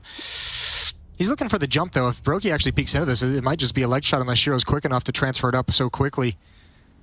Brokey, though, obviously knowing the angle. There's a flashbang that can ruin Brokey's position. Kerrigan. Catwalk. Should be able to hear the fact that Exile was transferring underneath. So Brokey might have the information. I'm not sure exactly if he was close enough or not, but might have the information that they are going to be in apartments. I'm pretty sure he's aware. He has not budged in his position. He has not flinched on his angle, and he's ready for the peek. He nails it. Drops off. Kerrigan able to support. They work out Catwalk. And Kerrigan, with a smoke down, is able to thwart that approach for now. The Molotov will extinguish the flames. That'll allow them back off further. Nafny times it well, but Brokey comes back out to cover Kerrigan despite taking HP. or rather a substantial loss of HP. Rain has already rotated, so the loss of Rops confirms the last player. Hobbit, they looked away, wrong time to do so. Rain's able to swing it back and doubles up. He had to. They needed heroics considering the flash positioning, and it's all on to Hobbit. He's found Rain already. Brokey on 11 HP was the one that started this whole exchange and had to back away. They know it's the AWP. They know he's transferred away from the van to start out this round, and Hobbit's going to gamble that he's got time, therefore, to plant the bomb. Trajectory of the nade gives his position away, and Hobbit makes no mistake to put him down. Great clutch from Hobbit. He lost a 1v1 earlier in the previous map. He gets it back here. This is great. This is great from players. Another tough round for them, but they're able to swing it out. ex-Gambit's having so much impact at the moment. 12 and 4 for him. 10 kills on Inters, 10 kills on Hobbit. They're doing phenomenal work, and FaZe still can't get a grip on this CT side. Now you're calling the timeout. Now you're calming everyone down and say, don't worry, we still have time to claw ourselves back into this round. We're going to have to make it into a comeback, obviously, but no time to panic just yet, as you still have a chance to keep this close going into the second half. Even with Brokey finding that opening kill on this attempted split, it's Nafany coming through the smoke that really puts the defense in a tough spot. Sometimes in these timeouts, I mean, like you say, it's not a huge tactical issue right now. Players have called a timeout right after FaZe's timeout. All right, so they got back-to-back double timeouts. I was gonna say, sometimes it's, sometimes you just call the timeout. You don't say much if you're carrying. Maybe Robin comes in with a few things to observe, but sometimes you just want to catch your breath. Just take a break, take a breather. You're not that far out of it. Like you're saying, it's 8-1. The scoreline's pretty one-sided, but it's just hit the shots. Close in the last round. Compose yourself, move on. Psychological reset as much as a tactical one. Yeah, we just saw it on the camera too. No one really from players really having any kind of a conversation. Everyone's lips were sealed despite them maybe that's what this is. This is like the counter psychological timeout. Yeah. It's like, oh, you want a timeout? What timeout on your timeout? So then you overthink your timeout, and our timeout becomes more significant. That's beautiful. Look at that head. Yeah, you would say that. The similarities are striking. Yeah, he obviously uses pre-shave oil. Well done. I don't even know what that is, which I'm going to take as a win for me. You'll find out soon enough. Oh, okay, all right. Give it a few years. Double scout on Twist and Kerrigan. Dangerous game. Tagged up, and actually Kerrigan's on the winning end of that exchange, and he wants to go back for more. ex-Gambit better be careful. All right, stalemate called. Both of them right above 40 HP, so not too shabby from both players. Inter's looking for a push. He might be able to find Rain, although Rain, with no action on the map and no calls out from his teammate that pressure's being applied to B, is going to hold on to this off angle. Again, this deal can be so effective. I think he hears the footsteps. He knows they're coming. He goes for the peek. Oh no! Oh no! Not a third. ex-Gambit's already tagged up from Kerrigan. Rain's going to go for more with just a deagle, shutting down T-Spawn. And yeah, he's done everything he could, and now he's opened up space on the other side of the map as well as Brokey pushes up. Oh, out of the double timeout. Rain has 7 kills, and 4 of them at least have been on deagles. I want to say 5, in fact. That's how his contributions have gone this game. He's so good with that weapon, but man, oh man. Again, FaZe with lesser weapons looking dangerous. Rops will catch out Nafany this time. ex-Gambit managing to kill only on Rain so far. And Rops aware that they've come up connector, but not able to find Hobbit. So they pulled this back to just a 1-man advantage. Oh my. That got awkward. Twist still finds ex-Gambit, but the AK tracing him through the box has Hobbit in another clutch. How many 1vx situations is Hobbit going to have to play today? 7 seconds. I don't think he can get there. This one's over. He can't get to the bomb in time. Oh, no. He was so convinced there was someone up in Palace as well. I don't think he ever knew where Brokey was, who'd never had to do anything in this round. What a great steal away from Rain. Just took so much time to recover the scenario, but even that being said, even in a loss, you got to give props to, again, the individual play of Hobbit to bring that round back. A few more seconds, and that would have been very, very doable. This is incredible. Not a whole lot of time to line up that second one. If he'd gotten the third, I think we all would have lost our minds.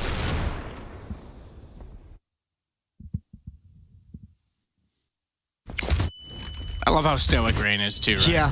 Yeah, cool. Fist bump. Job done. Yeah, nailed 2 amazing headshots. Brokey this time underpass position. ex-Gambit to play against this.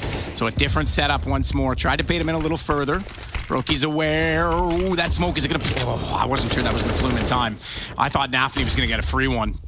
Rops has no idea Nafany's here. Oh, pre-aiming the angle a little bit too deep. 2 players were spotted in the underpass. I think Nafany believed he could catch him sleeping. Good heads-up play from Rops, but Shiro's got one top mid. Flashbang a little bit late, and Rops still being incredible. 3 kills in the round so far. Everyone else on the team has lost their fights, and Rops almost catches one player picking up the bomb and bailing out. Shiro would love to find this, but Rops wisely gives up the aggression. Shiro again with the only kills so far, 4 players in this round. And look at Exile though. Well, you can see where Twist died as well. He was trying to push that position at mid while they were trying to play the underpass below him, his teammates.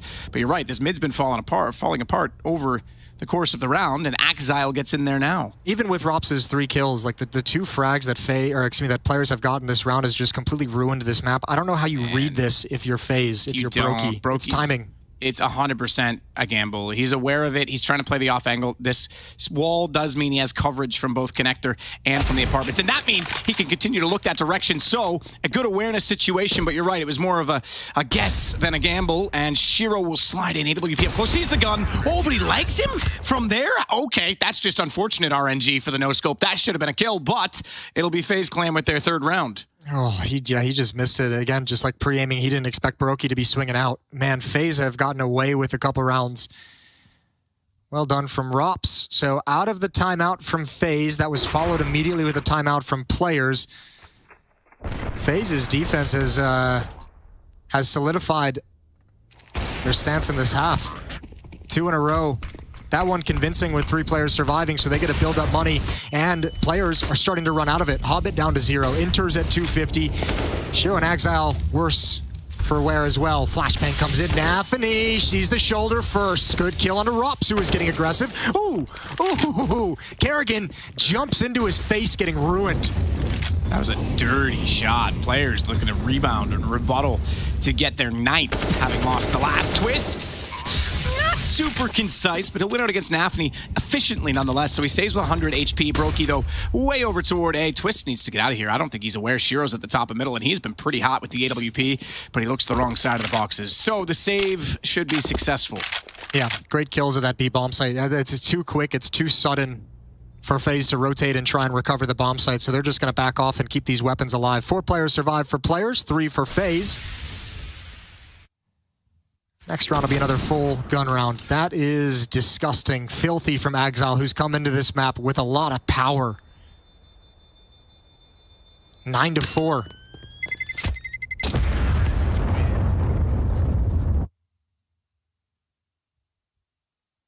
They're moving across this map on the T side very well.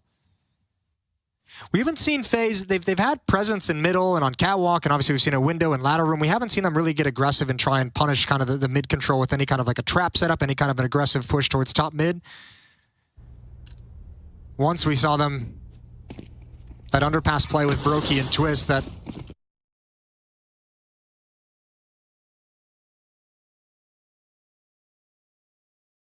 didn't really have a whole lot of impact.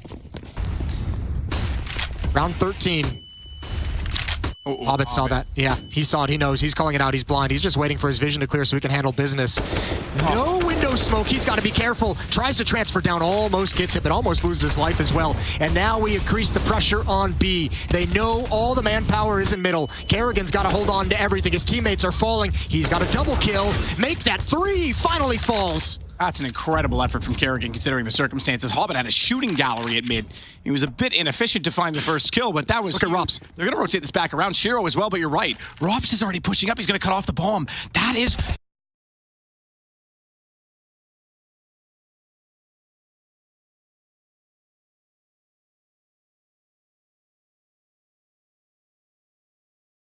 the bomb, and it's down with 1:10. Now, a lot of time to work with. It's a one-on-one. Oh, excuse me, Rain's still in this, but Hobbit's going to go a long way back across the map, and Rain is in a reasonable position to cover this off as Hobbit gets caught in the cross. Oh, no, Kerrigan. This time he stands tall. Triple kill at the B bomb site. What a phenomenal play from Kerrigan to keep FaZe in that round. Still, money's a bit busted. 2 rounds left in this half, so it's not the biggest deal in the world, but this one right here... 2 AKs, 3 AKs. It's going to be 4 AKs for Players in a Tech 9 on Nafany.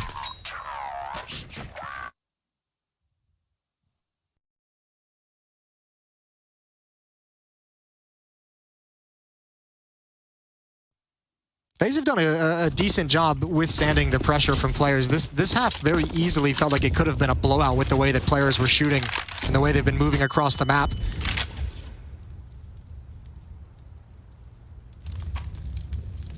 And FaZe have a chance to still make this a close half, a close affair. If they can rattle off this round, you roll out the red carpet to a 6-9 half. Shot from Twists. Heard twice in the head of Shiro. The M4 double dink.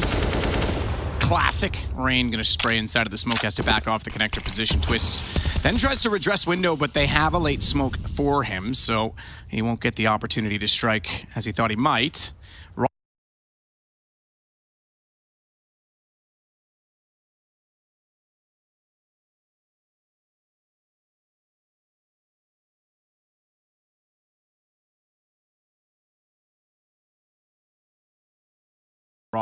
No one to flash enters in. That has been certainly a storyline we saw with the Navi main. Twist going back for it? I was going to say, X-Ray's misleading. He's already outside the hole. Yeah, stay aggressive there and get picked off by some kind of a boost or creative play in towards window room. Just back off, keep an eye on it so you can call it out to your teammates, and you're also in a position to rotate to both bomb sites relatively quickly in support.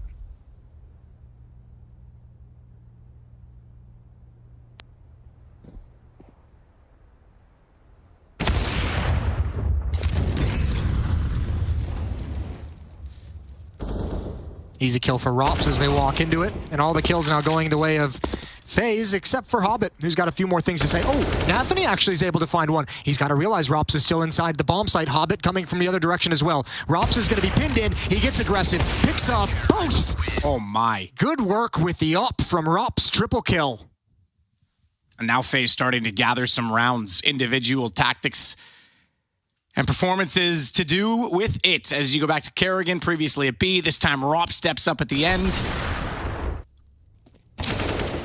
Players lucky to have 9 already. I shouldn't say lucky, they've earned it, but fortunate to have 9 already so they can afford some of these losses because they're still in a great position. What a great timeout from FaZe to take. I wonder if there was something actually said or if it was just kind of like, everyone chill. Everyone chill, we're getting beaten individually. As soon as we step up, it's going to be just fine. And they've won 4 of the last 5 since that timeout was taken. Hobbit's going to be lurking in middle. 16-8 on him, 14 kills on Exile. What little utility he has is spent in mid, trying to apply pressure, trying to take attention away. There is a boost up. He's got to be careful. Twist has a great chance to take him down, but just backs away from the fight. 4 players lined up outside of A to back up this lurk from Hobbit.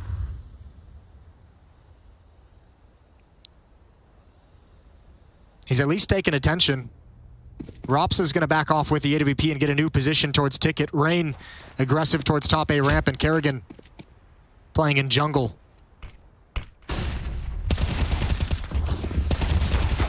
Good shots and exchanges, but enters with the pistol, wins it out. Rain can't collect more than 1 kill. Leaves us 4 aside.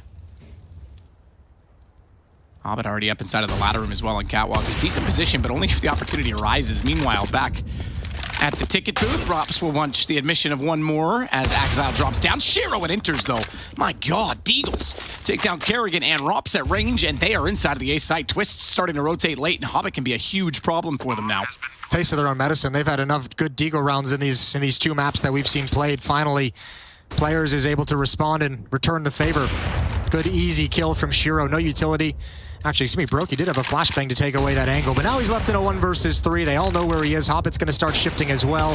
Brokey into the bomb site. A little bit of creative movement, but can't land any of the shots, and that's it. Players survive. They get the last round of the half. A late run from FaZe Clan keeps them within striking distance. It's 10-5 in the favor of Players, who are trying to take us to a 3rd map in this playoff game at ESL Pro League. We'll be right back after the halftime break.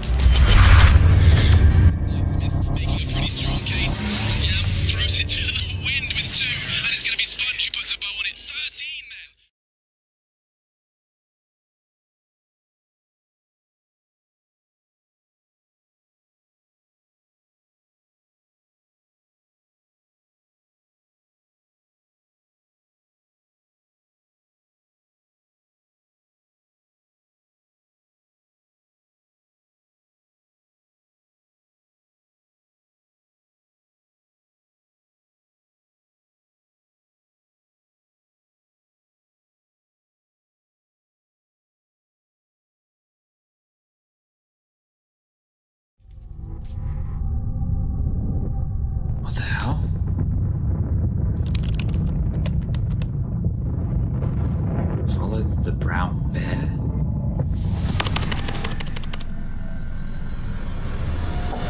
Who is it?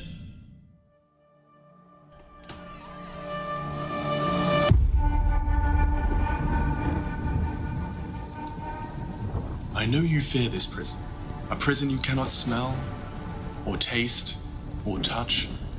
A prison for your mind, for your soul. I want you to break free. And I know you want to. You want to feel the taste of victory on your lips once more.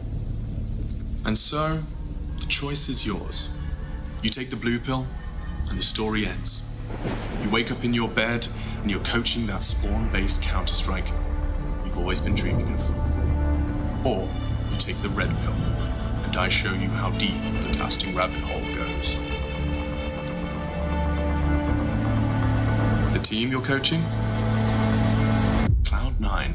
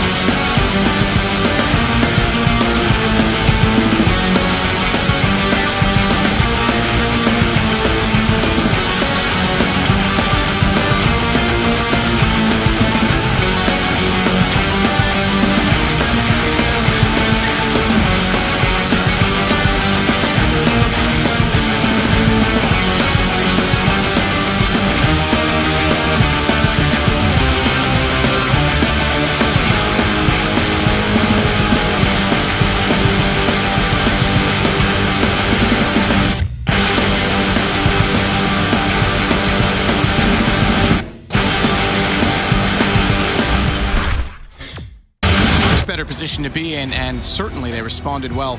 Despite 2 rounds in a row at the end of the half for FaZe, the Eagles winning their 10th. Yeah, I mean, some brilliant shots as well. They were actually at a disadvantage in that round. They just slid into them. So, I mean, that tended to be the strength of that T side for players, was just everyone stepping up individually, shooting well. They did move very well as a team as well, find some good impactful lurks and some great clutches from Hobbit. Let's see if Kerrigan's got another good T half to call in him. Inferno was mind-blowingly excellent from Kerrigan's calling. If he can do it again here, that would be something special in this series. Shiro's going to get the corner boost inside of the site, so a little off angle for him to hold with. Nafny already starting off the killing by taking down Rops. And here they go. Inters to bait them in. Do they expect Shiro's position? Rain. He's going to go wide by it, though. Oh, missed shots, but they never get the chance to look back. By the time Twist responded, Shiro calmed things down, and now he elevates them and excites them as he takes down Brokey in the window above. All onto Kerrigan. Man, oh man. Can someone do some damage? Nafny tagged up twice and still not taken down. Kerrigan gets removed by Hobbit. Yeah, the nightmare continues. Solid shooting outside of maybe the first initial ones from Shiro as he readjusted his aim, but that's nice. The fake doesn't pan out when Rops goes down. Players is not unnerved by any of the pressure. The Molotov towards Ticket, they're hoping, they're designed to pull a second player away from the B bomb site, but no one had to budge. Shiro and Exile holding onto the B bomb site very efficiently. Good shooting. 11-5. Much like FaZe on Inferno, a pretty dominant first half, and then winning the ensuing pistol is going to put a clock on this half for FaZe. They don't have a whole lot of mistakes to give up. They don't have a slow start in them. They have to get going as soon as the guns come out in the next round. Here we normally see that buy, but no plant. They're just going to save up for the AKs. So unarmored Glocks and a P250 on Kerrigan. This should be pretty easy for players.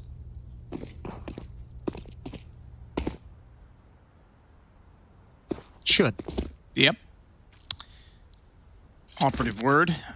Twists underneath with teammates in tow. Kerrigan will work with him. Rain trying to do battle from the lower side of the middle ramp toward the boost position onto Catwalk. Not a common angle for a fight, but Nafny wins it nonetheless on the FAMAS. Hobbit will slide out as they know the rest are preoccupied, distracted, and the damage being done. He even gets helped out.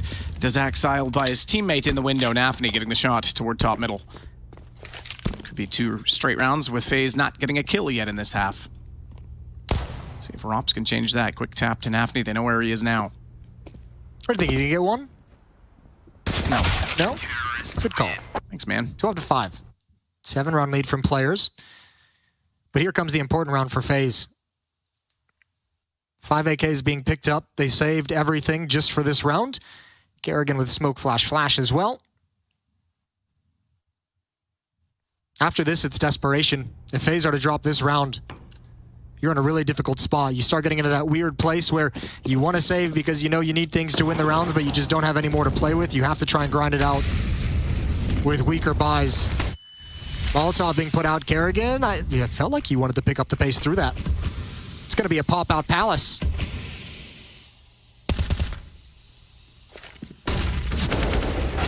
Shots out doubly so. Shiro, though, able to get Rain. He's double dab. Roki down. Rops gets only one. Finally, at least a kill for them, as it's all on to Rops. Kerrigan removed, and he, with the AK, knows he's in trouble as they slide out, follows up, but Hobbit sees him through, or rather sees his elbow past the edge of the wall and gets him through the edge of it. So, huge lead now, 13-5. Yeah, Players just look like such a different team in this map. And also, I mean, obviously, it helps when you have Shiro obviously getting a triple kill like that. He's up to 19 kills now. Hobbit's at 19 kills. Exile at 16. All the win conditions you have if you're Players, all the players that you normally say, these are the guys that need to put up the numbers, the Shiros and the Exiles. They're delivering here on Mirage, and that's why they're making it look easy. 13-5. Deagles and a Tech 9 for FaZe. It's starting to get desperate, and they're starting to have those same looks on their faces that we saw in Players in the first map. So both these teams at the moment exchanging blowouts, but Rain's Deagle continues to just be an automatic headshot kill. Exile doing tremendous work again, trying to actually slide up behind him on the wall, but he was a little bit too far off the mark. Does a phenomenal job, though, with the nade as well to take out Rain. This is incredible that we're getting this sort of series. You know, we've seen it a lot this week, specifically with Navi using head trick before Boomich was here, that they'd blow out the first map and then the second one would be close. This one's not close. This is just a blowout in reverse. And remember, this is a single elimination playoff bracket. So one of these two teams is done today, and we're going to go to a map 3 potentially to determine that. Yeah, and also probably the most important thing is don't forget that Blef flip-flopped on his prediction. He switched over to FaZe after that initial map 1. So it's his fault. Yeah, make sure we don't let him ever forget that. 14-5. Huge lead. Players just looking at 2 more to close out this map, and as you said, take us to the third one, the deciding map in an elimination playoff series. Round of 12 here at ESL Pro League. Navi awaiting the winner in the quarterfinals. This side of the bracket is absolutely brutal. Super, yeah. Like it's just incredible that you've got these 3 teams on it. I'm having I shouldn't say all won a big event this year. 2 of them certainly have, FaZe and Navi, and we know Players is always in the mix and can take on any of those teams at any given time. Nafty sliding over. He's going to double up again as mid is absolutely obliterated. It's going to be map point shortly at this point, as Hobbits does have a smoke in front of him, has a Brokey staring into it with an AWP, but as they scurry away, that's noise and information that he will use to his advantage. Goes down temporarily as Twists is found. Good response at least by Brokey, but he's in a 1-on-4, 19 HP, and Shiro already has his number. Yeah, he does. 10 chances to close this one out. What a great map from Players. Statement victory. Yeah, I think this is worse if you're FaZe, right? Especially, as I said, this is a knockout series. If you win the first map in that much of a convincing fashion and then lose the series, that hits harder than the potential comeback that it is for Players. It's an interesting conversation too, because we were starting to just kind of second guess, like why didn't Players go elsewhere? Why didn't they go towards an Ancient? Why didn't they go towards a different map that might have been a little bit more beneficial to them? But obviously coming into this with a great game plan and obviously playing great individually on top of everything. Kerrigan's just got a MAC-10, and Hobbit's going to double him up before the hit even gets started. This has been a very simplistic T-half just by virtue of the fact that FaZe didn't have all the nades to work with. Hobbit was just going for an ace. He just said, screw it, I'm the gladiator in this round. Twist doubles up, but that's all he'll do. They slide out. Exile gets him down immediately. What a response by Players. They lose the first map 16-6. They come back and take this one 16-5. No question they're in the series now, and FaZe are going to have to dig deep as we will reset for Overpass to decide the entire series. Goodness me. You got to get that one off the chest. Get outside. Get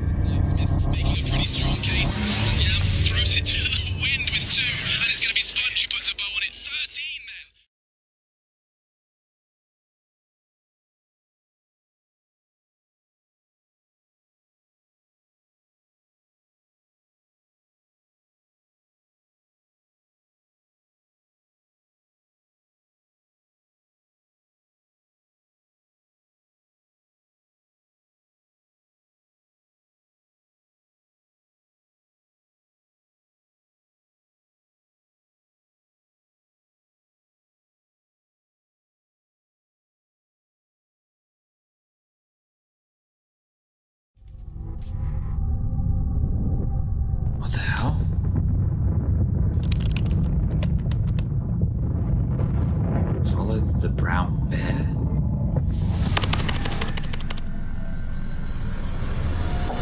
Who is it?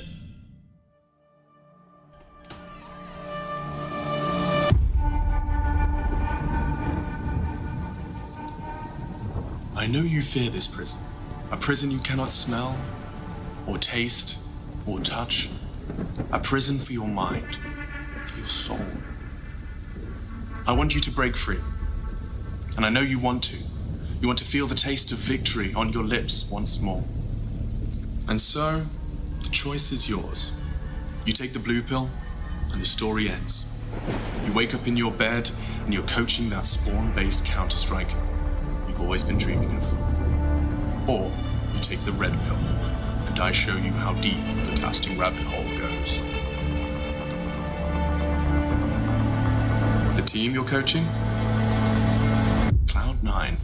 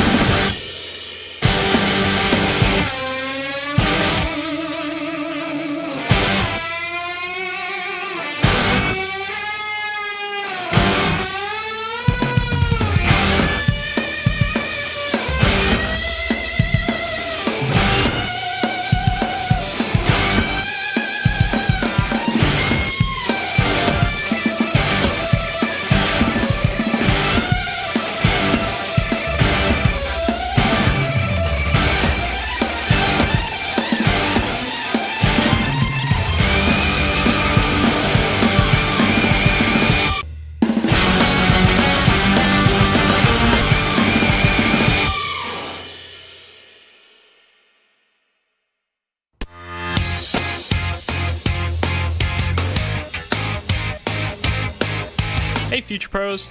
Sometimes in CS you just want to get aggressive and take the fight straight to the enemy. I'll use this mid push from Astralis to demonstrate a reasonably good approach to get up in the faces of your foes on Inferno. It really helps if you're keeping track of the T's economy, as doing this against a fully bought T side will have varying results. This strategy requires 3 Future Pros, 2 HEs and an AWP. Future Pro number 1. You'll be the player who pushes deep into mid. As you make your way to mid, get your HE out and lob it down mid. This makes sure that if anyone does face you, then they will already have taken some damage. Make sure to push along the right side of the wall so you don't get killed by a T holding steps. Tuck yourself into this corner and listen for any noise or calls from your teammates. When Future Pro 3 has made some kind of contact towards T steps, this is your cue to peek out and hopefully get a free kill. After this contact, keep your head on a swivel, as multiple Ts could be about to flood out ult mid or T steps. Future Pro number 2. You will mostly be holding ult mid, but first throw this HE just as Future Pro 1 does. Once you have thrown your HE, it is possible for Ts to be close to you already from ult mid, so be ready for a fight. You can cycle between holding mid and ult mid depending on how the Ts are pushing. Be confident in your aim and quickly process any information you receive.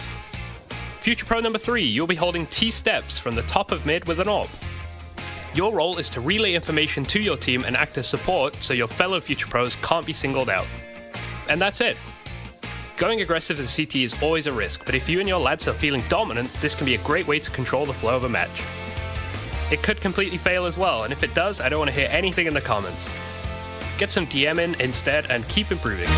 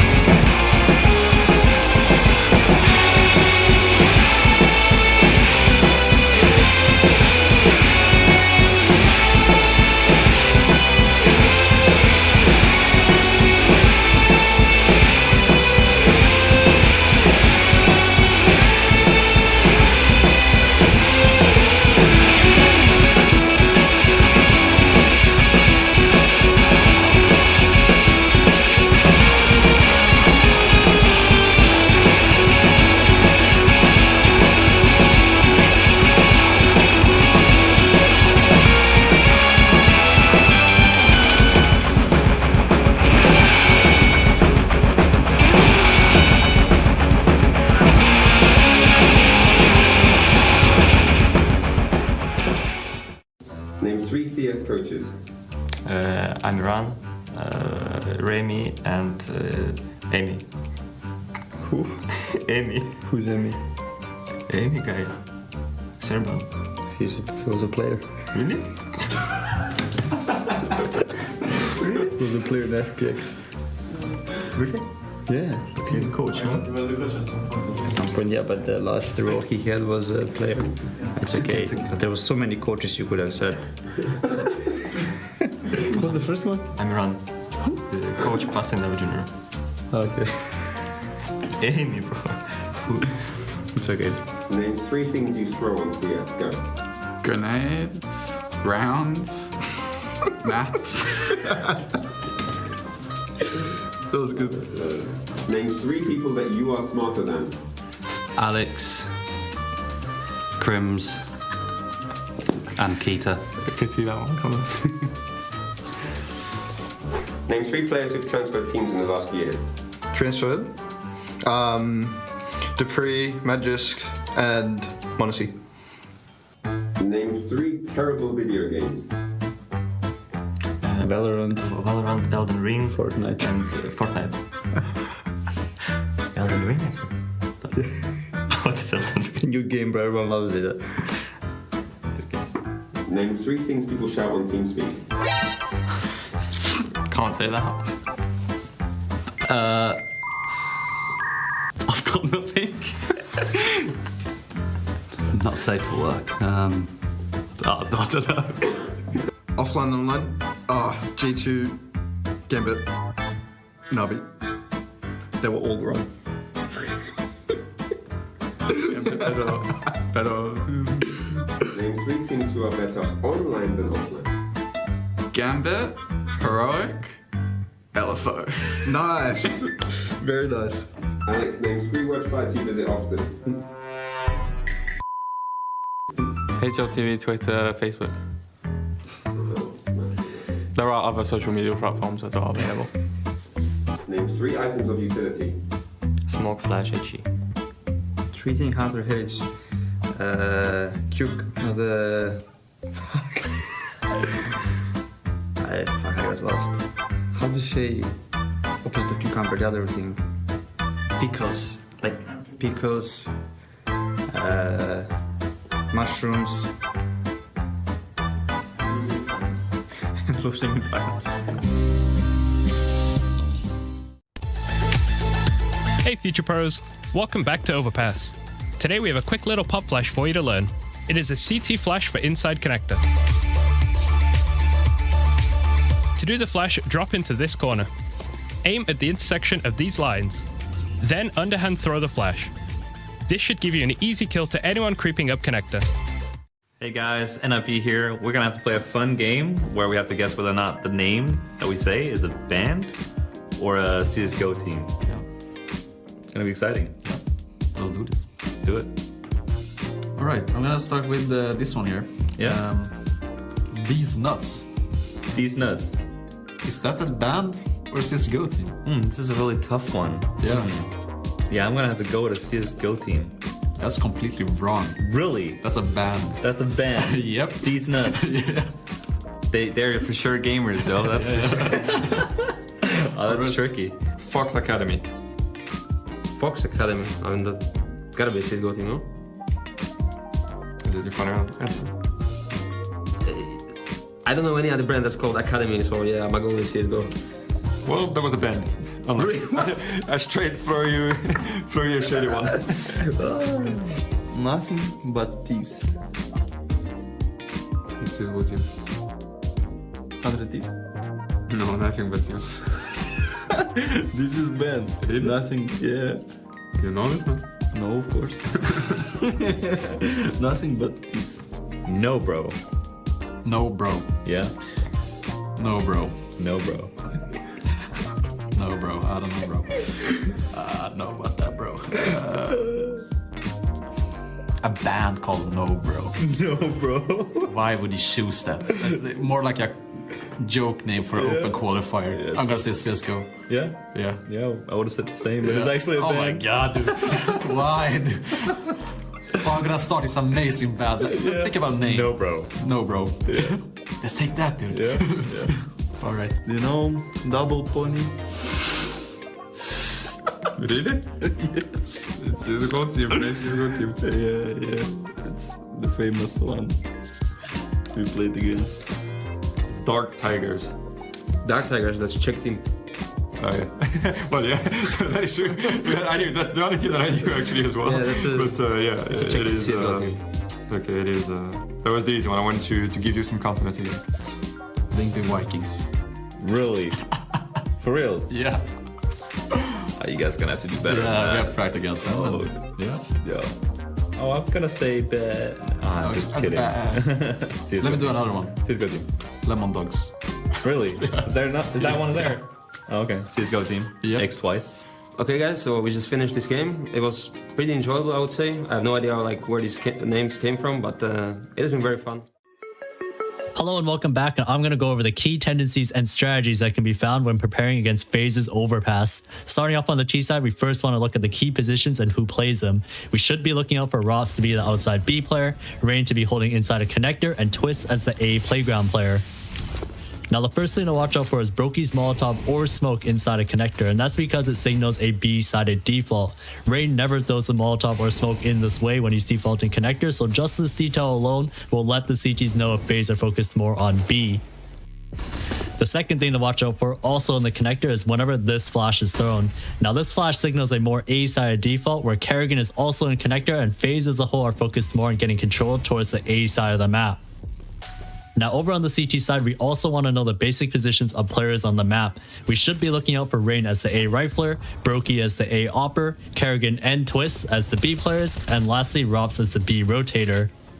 The last thing to look out for is this close monster setup at B. Kerrigan and Twist like to play this setup quite often where one player is playing anti-flash and the second is taking contact. Being able to break this setup will be the key to hitting B. That's going to wrap it up. Look out for these tendencies the next time FaZe play on Overpass. What up, future pros? I have a nifty fast A smoke I saw Apex throw to help you on your pistol A rushes. You throw this smoke from the T spawn and it will block off the left side of the A side, allowing your teammates to run up short with a bit of smoke coverage. To throw the smoke, first shoot out the glass above. Really, this is the only one you need to break. But shoot them all anyway. Then get yourself stuck into this invisible corner next to this beam. Aim between these two dots as shown and jump out the smoke. This smoke will soar through the sky and land perfectly to block. Short practice. It hasn't really gone that way. The first map was an absolute blowout in favor of FaZe, 16-6. In the second map, players responded 16-5. Now we find ourselves on Overpass. Knife just went down. You saw it on your screen. And I have to report, as you may have seen, that players have won that. So they will start CT side on this, the deciding, essentially now best of one for who moves on in the playoffs. Interesting as well, I mean, in the series, FaZe dominating Inferno with the first half on the T side, 11-4, and then switching over to Mirage. It was players starting on the T side as well that got them out to a 10-5 lead. So the T sides have been extremely effective from both of these teams on the different maps. Right, sorry, I said 16-6, 16-4. Oh yeah, it's okay. You're close. Sort of. We'll give like a 2-round grace period. I think that's fair. That's legit. It's been, 45 minutes or so since that map was played. Pistol round live here in the third and deciding map in these round of 12 playoff bracket. The winner going up against Na'Vi in just a few days. It doesn't get any easier for either one of these teams, whichever one is to move on. Only one single upgraded pistol in this round, and that's Rops, who has armor and a P250, so a little bit more utility for FaZe to try and work with than you might have expected from some of the other rounds where we've seen dualies and deagles and everything else brought out. They're just contacting to a position where they can actually chuck out their utility. Molotov on Dice likely. Ooh, good shot from Rops. He takes down Nafny. That's going to make this hit very difficult. Axel only has one choice. That's to be aggressive at long, so he has safety from the bomb site. A little bit of an off angle, drops the bomb. He knows they're going to swing on him. He needs this kill, and he's got it. Axel continues his tear, but he's running out of ammunition. Rops, it won't matter. Last bullet, Axel is a beast. Does such a good job. He still has this position. They still have to deal with him, and that allows Shiro post-boost to walk through. Bomb never got planted. This fell apart because Axile ripped it wide open, and as they swing around, Hobbit arrives to take out Kerrigan. 1-0 in the first CT-sided pistol in the series.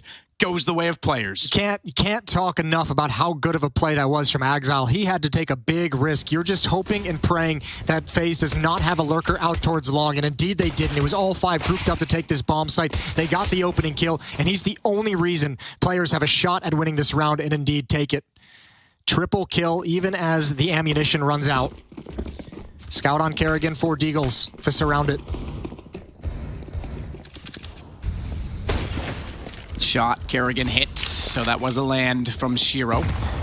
Scout, and then the nade on top of it puts Kerrigan now down to 32. Axile slipping away after great success. He goes straight onto the M4. Nafny does the same. He was the one that had the kit in the last round. He's not holding one in this one, so in fact none of them are. Oh, Hobbit is, excuse me, okay. My eyes deceived me. Hobbit does have one. I was going to say, surprisingly, you wouldn't, considering you get a little more money this time. Just playing it safe. Players gonna move up long. They saw an opportunity to get aggressive. They know there's at least one more in bathrooms. It looks like Axile's just gonna continue his push like the Terminator, like Michael Myers, just pushing, walking slowly but never leaving. Hobbit, sound cue from the door. Now they just swing on him. He was maybe thinking there'd be a flashbang. He's able to get one, eventually taken down, but Inters is still here at the B bomb site, and Shiro's already arrived. They're going to swing back through the short pipe as well. Enters inside of the smoke. This MP9 could just absolutely shred at this point. Gets one. Bronchi at least able to get the response with the Deagle. Brings it to Twists to go with him in a 2-on-3. Tags to Nafny, but he gets Twists down through the edge of the boards. Shot from heaven. Bronchi down to Shiro, who worked up catwalk holding just the USPS, but it will do, and it's 2-0 for players. Looking good to start this one out. They've recovered nicely in this series. As you mentioned, that gut-wrenching loss on the first map didn't even look like they had an idea of what was going on. They arrived in the second one ready to play, and at least early on in the third, looking good. 2-0, this time not taking a whole lot of damage to those Deagles from FaZe that have been such a nightmare to deal with throughout both of these maps. Even in the losing map, FaZe was able to have impact with Deagles. Mostly unarmored, couple upgraded pistols. Ooh, triple nade. Triple nade set up for the boost, but oh, I was going to say no one there. Nafny nearly walked into it. Fortunately, he was just behind the play. He's like, oh, thank God. Thank God I just took my time. 1 little second of hesitation. It wouldn't have been the worst thing in the world. Obviously, it would have sucked to go down in that fashion, but he only has a USP, not even investing in weapons because he knows it's going to be unarmored opponents. So saving some money and obviously can salvage a weapon if it was to hit the deck. But doesn't have to even think about that for the moment. Exile pushing up long, wants to take some map back. He'll get one shot immediately onto Twists, drops him down at Fountain. So 2 kills already, and a bit of damage as well you saw underneath in the underpass as they, and by they, I mean Shiro, pursued a kill that got away up the ladder, but Inter's now finding and capitalizing on Kerrigan's position. Hobbit will do the same. Rain, the only one left. P250 gets a nice up-close punch to the face of Hobbit. Smart. Yep, throwing away guns so that they can't collect them, knowing that they haven't got a full buy, and if they try and go in there and find M4s, yeah, she's out of reach. See ya. Bye, Felicia. Up in Shiro's hands to kick things off. Yeah, that was so close to being a tough day. Or a tough round. 3-0. All AK-47s for FaZe. Plenty of utility. Kerrigan, Brokey, and Twist leading the way. Shiro with that AWP. Ooh, smoke just covered his opposition. And that front bathroom smoke lets him know there's going to be a challenge. There's going to be some pressure. Exile, he's been so good in these last 2 maps. He comes up for a little bit more, but Kerrigan wins the fight. Nice little one tap onto the top of Exile.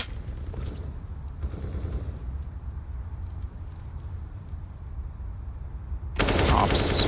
Nice through the fence to take down Hobbit, who gets aggressive, and they're not done there. They're going to put a second player in this position. That one will go far better for them as Inters gets 1 kill back. He loses that, and they go down to a 5-on-2, and you've got a much different scenario. However, it's still 4-on-2 because Kerrigan has found Nafni over toward A.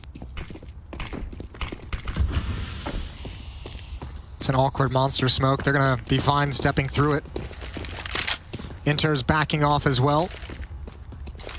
Him and Shiro gambling at A. I'm going to just try and keep these weapons alive, and I don't think we're going to see too much of a hunt from FaZe. They want to get some money in the bank before they start risking the weapons to take this stuff out of the hands of players. So it's going to be 3-1. When the bomb does inevitably go off. Great round from Kerrigan.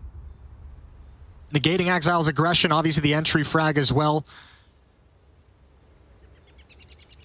Heading into the A bomb site.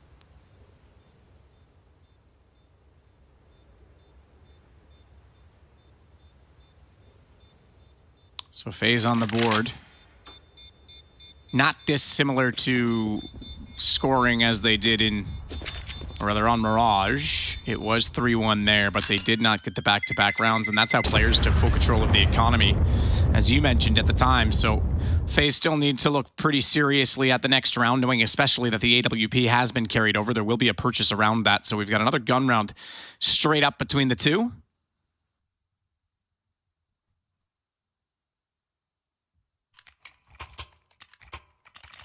And you mentioned it already, Jason, for those of you who maybe weren't with us a little bit earlier or haven't seen the bracket. The winner of this round of 12, will go on to a quarterfinal in which 4 teams were given buys for going 5-0 in the groups. And the bracket lines up that the winner of this plays Na'Vi. So a pretty stacked way to the finals on this side.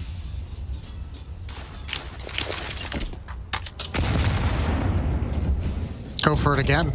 Yeah, absolutely. Different spot, though. They didn't go for the sandbags wall. They went closer on Catwalk. It'll be interesting to keep track of that and see how much Nafni is actually, like, willing. Like, you know, if you keep seeing that triple nade, it's obviously not going to happen every single time, but if you see it 2 or 3 times early, you might not ever be like, hey, let's call for the stack to open up this round, because you don't even really want to risk it. Or I'm going to go for a jump peek to see if I can get any information. So those triple nades, despite the fact they're not doing damage, not finding the pick or the kill that they'd like, might actually do something in terms of preventing information being gathered. That's an odd miss from Shiro, and odd positioning from Shiro and Exile. They're in some trouble now. Where does Shiro go? Burning, and he's got to tuck himself into the corner. Now Exile is here. This could be a kind of improvised bait and switch, but it's caught.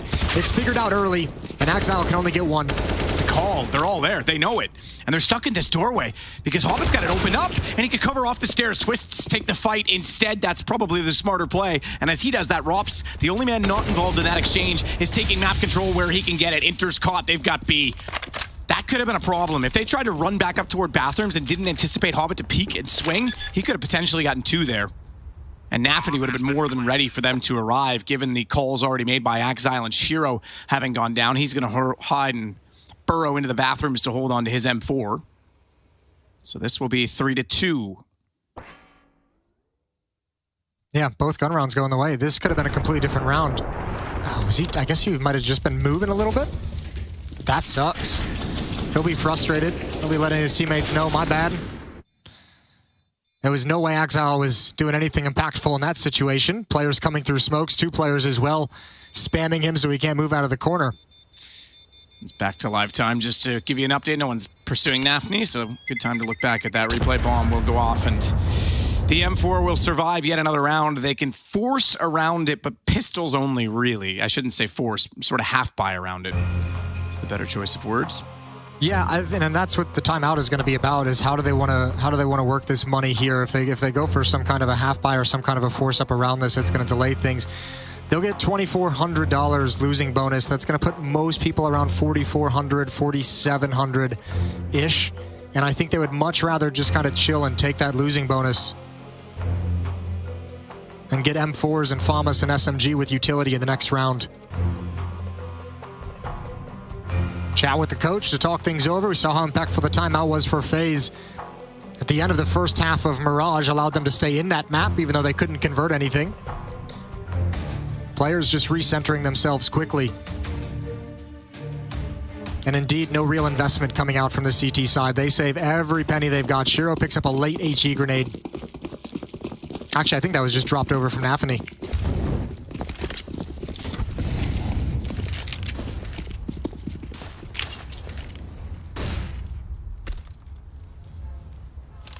So this is a different approach to the boosting.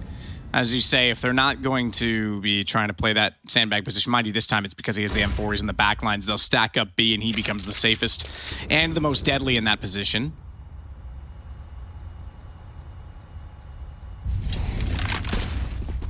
Fortunately. Yeah, just a gamble. They'll hear that door. Smoke's going out. Molotovs to clear the barrels. Rops just peeking in to see what they can find, but they're not committing to this. Well, Rops might. Rops is going hunting. Couldn't react in time. Boost up. That's the M4. I actually think that's Rops being so confident. He could have backed off that. He could have got shoulder peeked and hit. He goes for the headshot and goes down because of it. Well, this is kind of scary too now because the rotation is in. Another boost. Hobbit's going to have a flank. If Nafni can get anything done, it's going to take body power away from defending the site. Oh, spam coming in. ex-Gambit had to give it up. Hobbit's got the AK-47, though. Good kill from the USP. That takes attention away from this flank. This flank. More importantly, this flash. ex-Gambit gets Rain up close. They're still in this with a shout. Hobbit's got the AK picked up. Nafni's gotten twist down. Round over. How do they steal that back? A stack on the wrong side. Single man to sell it, and they don't capitalize at B. It's so cool as well. Even after just the one USP kill and the 8 bombs, so they're like, all right, guys, we got Hobbit already in the bathrooms. He's so close. Let's make sure attention is kept here. Let's divert their gaze towards the bomb site so that Hobbit has free reign for the flank. With one M4 and nothing else invested, players find the solution. 4-2. These are the rounds that haunt you. These are the rounds that get you knocked out of the event when it's the last map of a best of 3. That is brutal. And prevent you from getting any kind of momentum going and prevent Kerrigan from getting any kind of momentum in terms of reading his opposition. Speaking of which, Kerrigan's going to get aggressive around the monster smoke. He's already peeking in. Hobbit's won that as well. Spraying through just in case. Molotov is extinguished. Good shot from Rain, but Hobbit is still alive and still fighting. But they know where Hobbit's gone. The problem is they're not aware of the fact that there's 2 inside of the site. So if they'd had been able to get the rebuttal through the smoke, that entry by Rain was fantastic. Broki's got one more, but here we go. Hobbit's going to self-boost up on top of the site, and I don't think they'll be ready for this. Those smokes, sure, they might dissipate, but they're going to fade from the top, and he's going to find them first. He knows they're on catwalk. He's looked away at the wrong time. Twist slides by. Now they know he's up above, and Rops will punish him, and that puts Brokey on the move as he has to try and sneak around, but here comes ex-Gambit from behind, undetected. Flank once again the factor, and FaZe are in trouble because Rops has no HP, and ex-Gambit is going to find Rops first. That's a scary play that ex-Gambit just made there, even though he does get the kill. That's the kind of play we saw them making on Inferno when they were splitting up an individual. That's a 2-on-1. If he loses that battle, you put Shiro in a really awkward position, but this time gets the headshot. Rops didn't expect him to be there. All important opening kill from Hobbit because Kerrigan was creating a lot of space. Just a great sequence from Hobbit all together. Twist searching for him up on top of the boxes and is caught off guard by the player in the pit. 5-2, 3-round lead in FaZe. Stuck with very little money. Khalil on Rops, Deagle's picked up.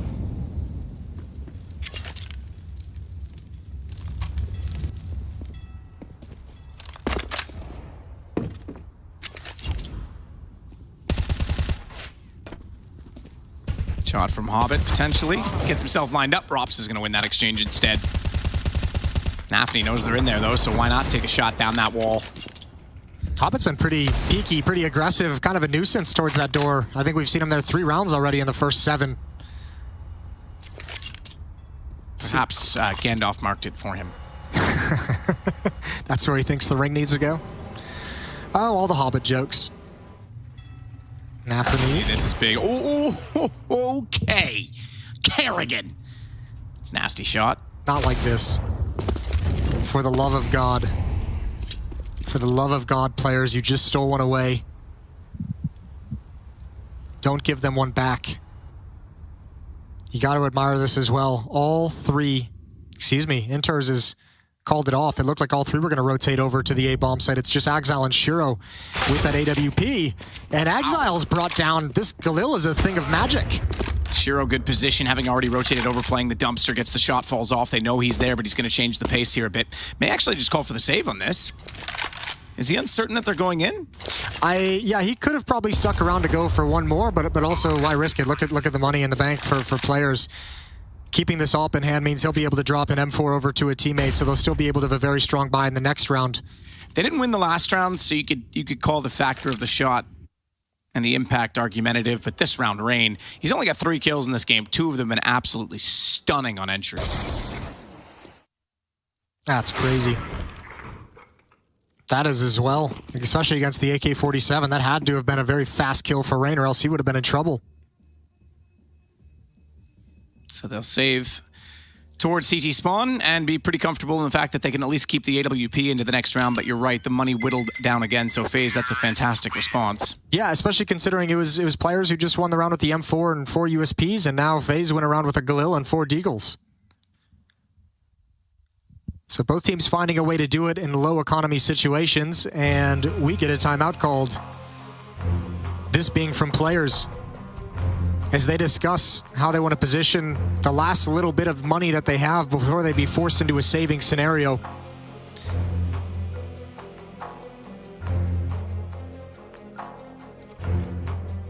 Timeout taken as well before that M4 and 4 USP round.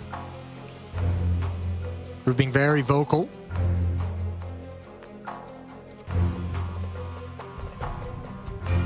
Looks comfortable though. Just hanging out.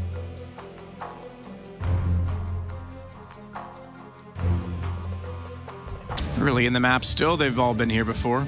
Might get a little less comfortable if they can't win this one against players, because this would give them a chance to bring back the economy and the opportunity they lost in the last round.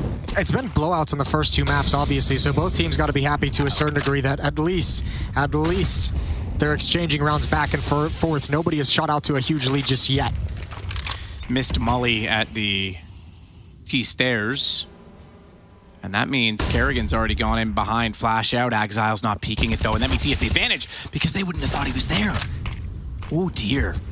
So 2 errors that cancel each other out and give Exile back the advantage from the play he tried to set up. And he's got a smoke in an awkward position at Fountain that he can play off of. That'll give him some coverage, but only for a moment longer. He's got to fade off of this and get back past the stairs at Connector, and he's a little worried about that because there's no teammates down there. So where's the peak, and when is the peak coming through? Well, he's been baited out. Rock in a hard place, or does he just win the battle straight up?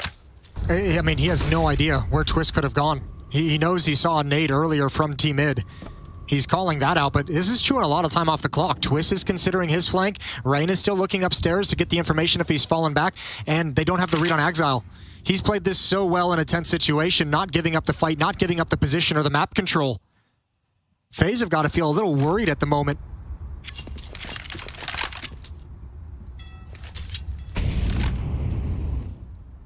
"30 seconds left.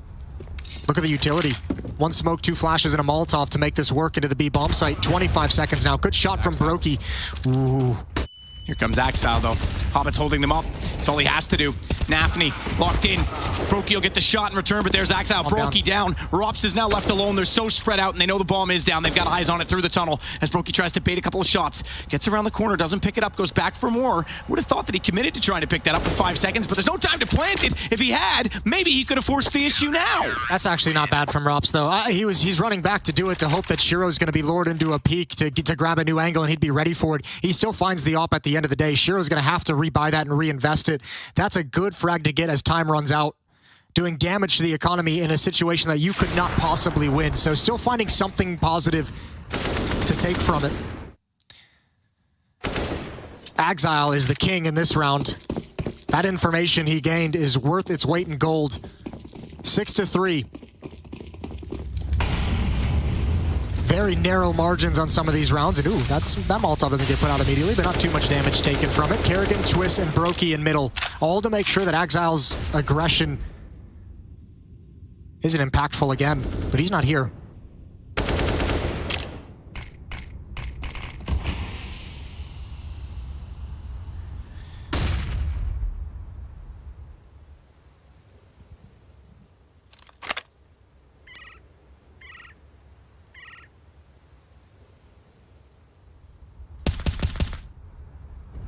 Couple of quick shots just to signal the positioning and give them a full sense of security over toward Monster. Meanwhile, Shiro in bathrooms, he's got support. Exile getting aggressive. Very good aggression so far from players on the CT side.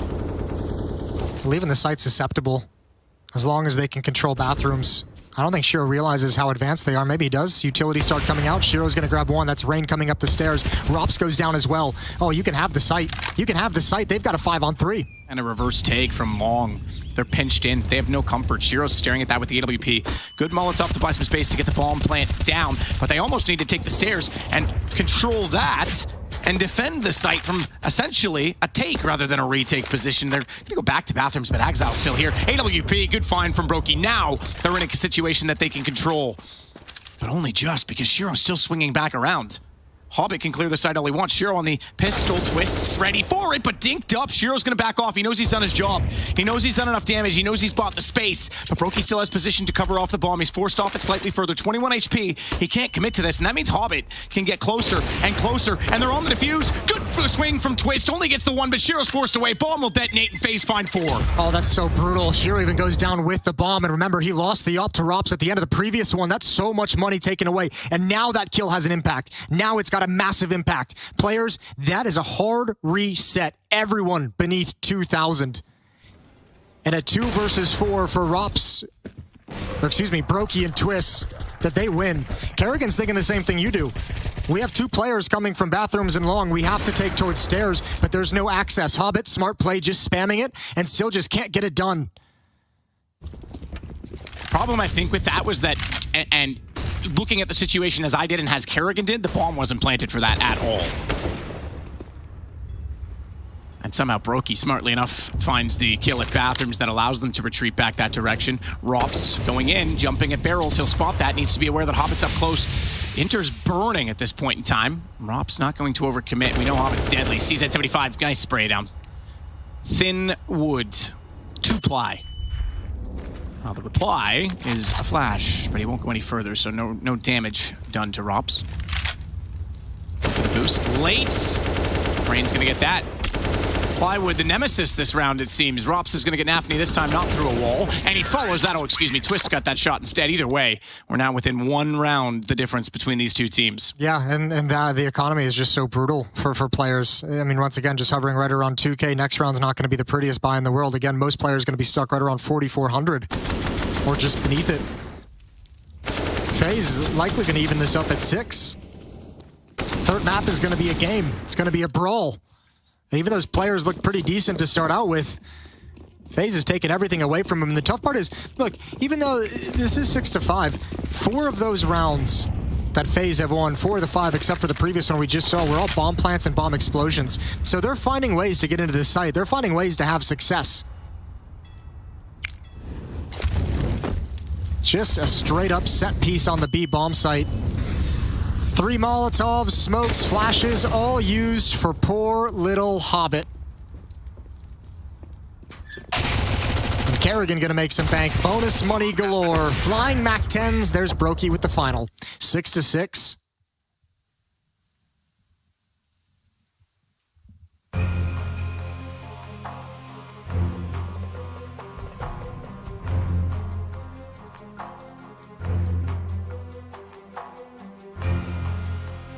Six to 6.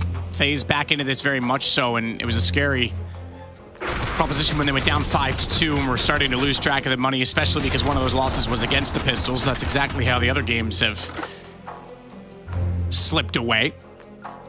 But 6-6 indeed. This is I mean, it's kind of common, I guess. You see 2 blowout maps, each on the one that they pick. The third map tends to at least level the keel a bit, right? So, let's see how this works. You hope so. It's glad that I'm happy we're getting it.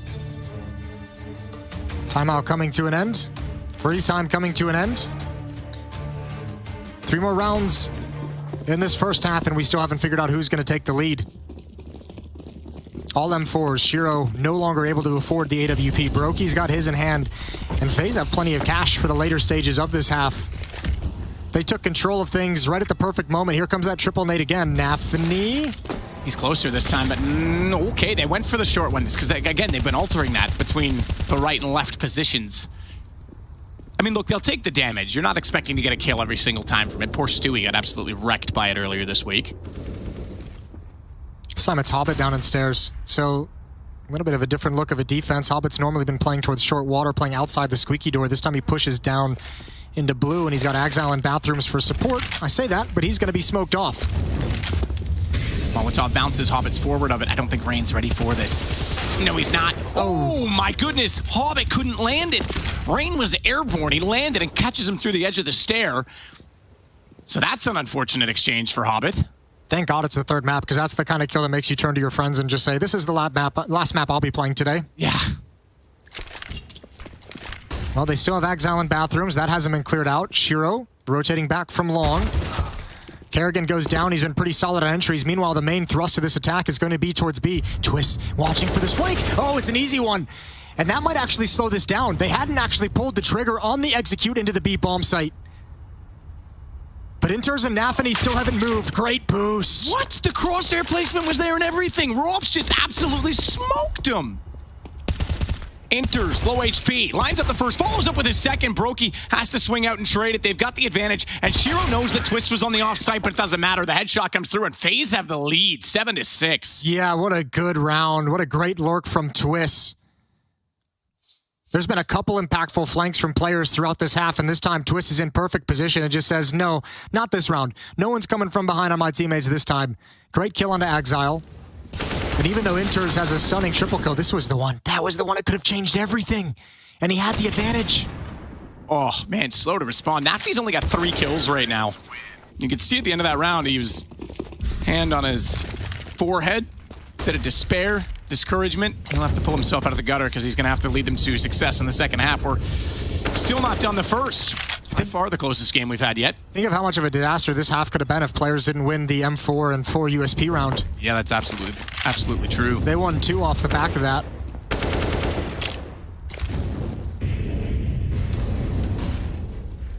FaZe spread, pretty protected, centralized opening from them. Brokey and right in stairs. Twist being very, very passive out by Fountain, just looking for pushes. Kerrigan's going to challenge. Kerrigan's going to throw his way through Monster. Rups is blind, surely going down, but I think that's the only kill Hobbit even has a chance of getting.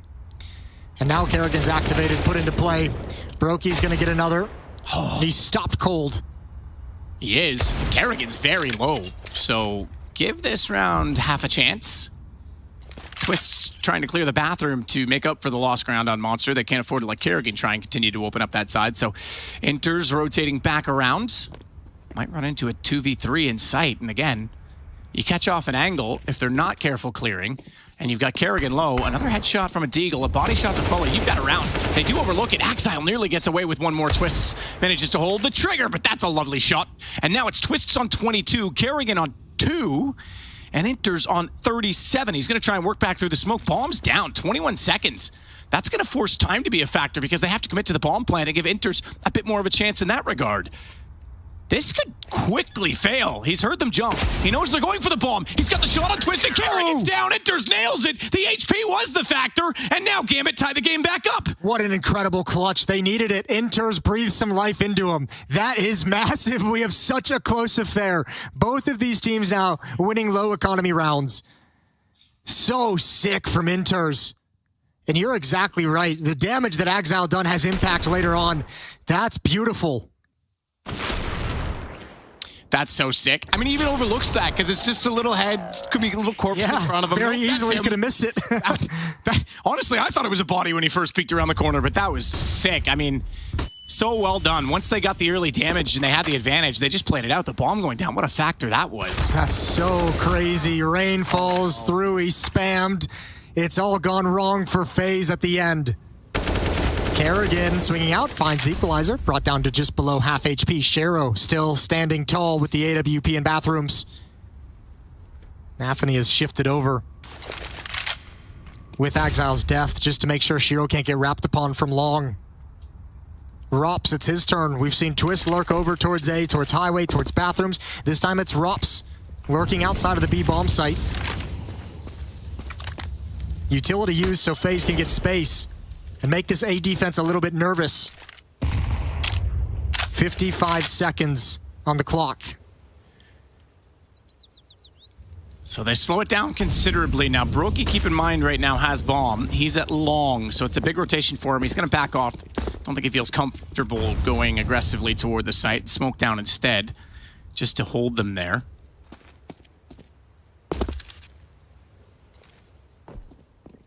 No smokes, Matt. It's going to be Molotovs. You have to, excuse me, one smoke is already just being thrown out to Plume. It missed its mark, though. That's going to make him nervous. No Molotov for the truck, and actually it might get extinguished if they were to put one there.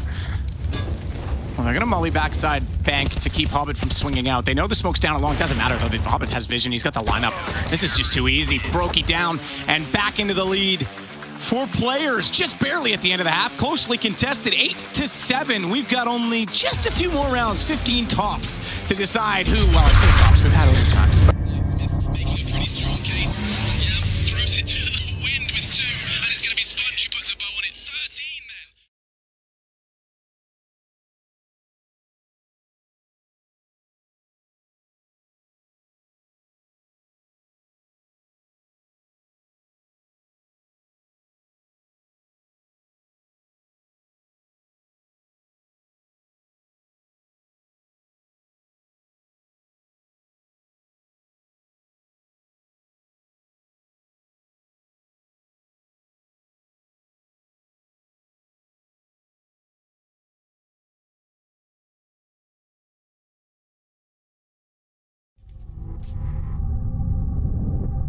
What the hell?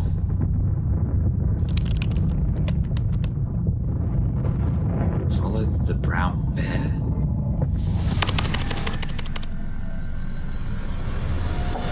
Who is it?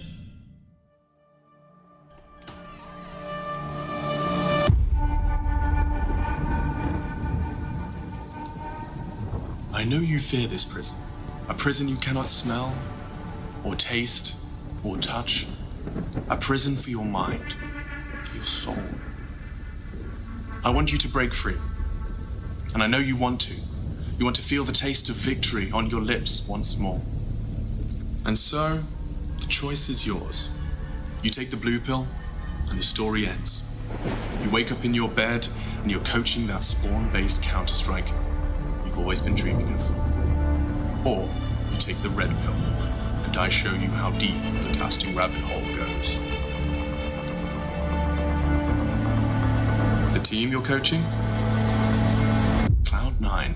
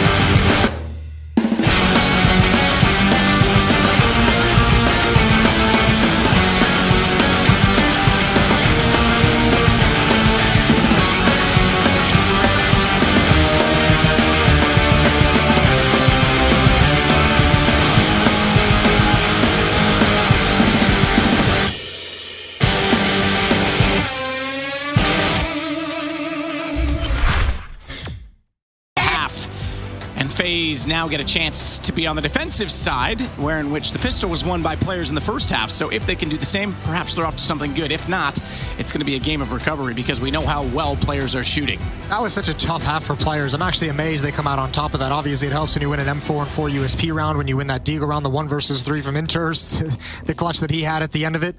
But man, FaZe had them on the ropes a number of times, and FaZe had economic control throughout most of that half. So the fact that players are up around is incredible. Not sure if Brokey spotted anyone, probably at least one. Rops takes a little engagement and backs away from it. Both him and Hobbit more than willing to just back away from the fight and call a stalemate. Shiro getting closer with Nafany as they work past the fountain and take over the bathrooms area on the map. Rops, that's a tough one. He's going to play this solo. He's got Brocky to swing out from spawn. Shadow makes that easy to get the first one, but now they know he's locked in the corner and a tough position. He goes down. Exile knows likely he's got a support player there for him and looks for Brocky. He finds the kill. He drops down. Kerrigan coming out, can't hit the jumping head shot, but he follows onto Inters. That's a lovely shot. Bomb drop temporarily. Kerrigan finding Hobbit as well. Exile suddenly standing inside of the site, gets the return shot, but does not have the bomb. It's all onto Twists. He's got the first one already. Knows the second one's there, and he hits the headshot on Nafany as well. And the Canadian kid steps up again to make it 8-8. He wins the clutch, but he never even gets a chance to be in that situation if it's not for Kerrigan. Those are incredible shots from Kerrigan to be able to hit. Absolutely stunning, especially considering he takes his time with the first one that jumps in. That is wonderful. This is icing on the cake. Hobbit goes down. He's the one meant to pin him into the truck, and Twists with his, as we all know, his beautiful aim. Brokey's getting hyped up. Kerrigan's getting hyped up. FaZe has tied it up 8-8. Perfect execution of USPs as well. All 5 headshots that round. Rain's going to go hunting now with his colorful MP9.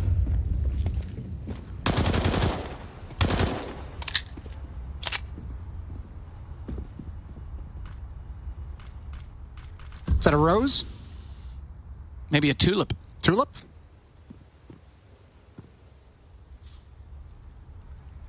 I think it's a rose.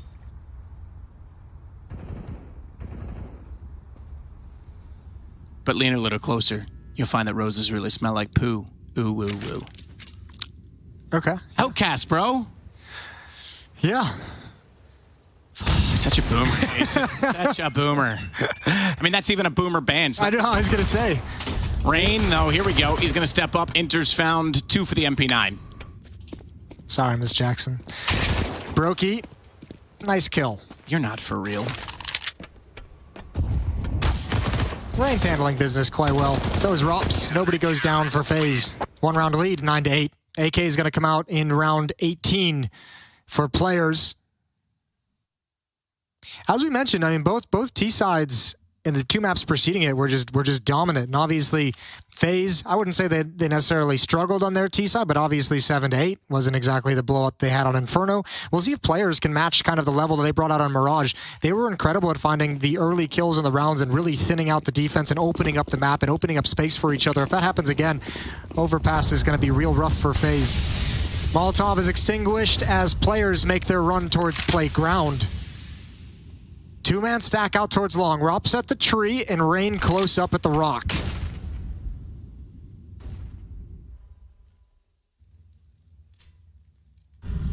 One pop flash would ruin Rain's entire life. Nafany. All right, Shiro comes out. I was going to say, if he spray controlled that and actually hit the shot, impressive, but it wasn't him that hit the shot. Yeah, Nafany crouch sliding into an incredible peak is going to ruin Rain's life as well. Kerrigan trying to shrink the map and trying to get a little bit of information is forced away by Hobbit, who's still just chilling underneath the ladder.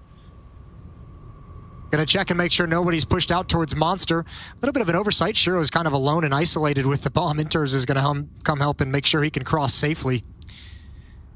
However, FaZe have the right call. Kerrigan and Twist sticking around at the B bomb site. MP9 and FAMAS to hold off this hit, to hold off this attack. Smoke just plumes from Twist, and he's got 1. Good shot, Shiro, but not done there. Kerrigan steps up for 2. Spraying through Exile into Shiro with the MP9. Brokey Has to dodge the flash. That allows them inside of the site, but do they know he's this close? Bomb's going to be planted. He slides out. Can't hit the shot. Enters. Gets the kill.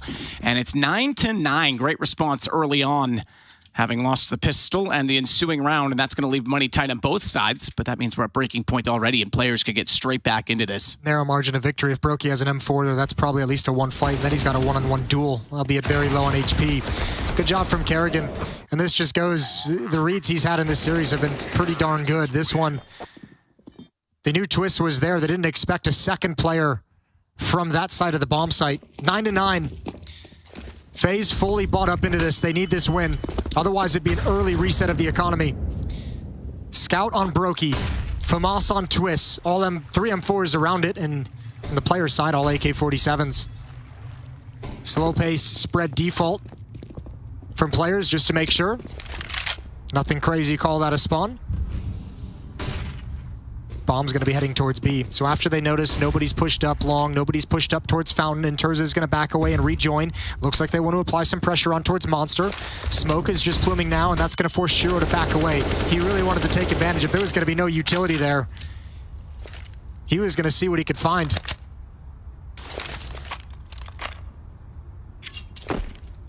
Rops will redress the smoke at the front side of Monster. That'll put us down to roughly 45 seconds before that's gone. I think they've heard two players spam.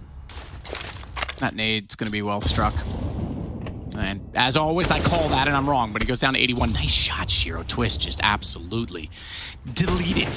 Yeah, Nafany saw that nade coming. It's not your fault, Matt. He saw it coming a mile away, and he just stepped forward a little bit. A risk. It overexposed him to the bomb site, but nobody peeked with it.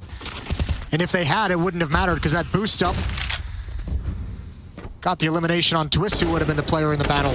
So, a lot of pressure, a lot of attention on the B bomb site for players early on. You can leave Nafany in a lurk position. Actually, he's going to lead the way with low health. See if he can figure out where the opposition is. 17 seconds. They've got to run. Rops is coming over. Rain, how much can he do? Flashbang is out. A little bit clever, bouncing off the wall. They're a bit blind. 10 seconds now. They've got to get in. They've got to deal with Rain. Oh, he's doing so good. And he's going to get towards long. The round's over. Round's over. Absolutely. 5 seconds left already. He doesn't even need to do anything. He just deny the plant. He will. They knew they had to plant. That obviously in a normal situation, you'd want to fight one-on-one with him, but hooking for the coverage, looking for a chance headshot, not going to happen. Too efficient from Rain.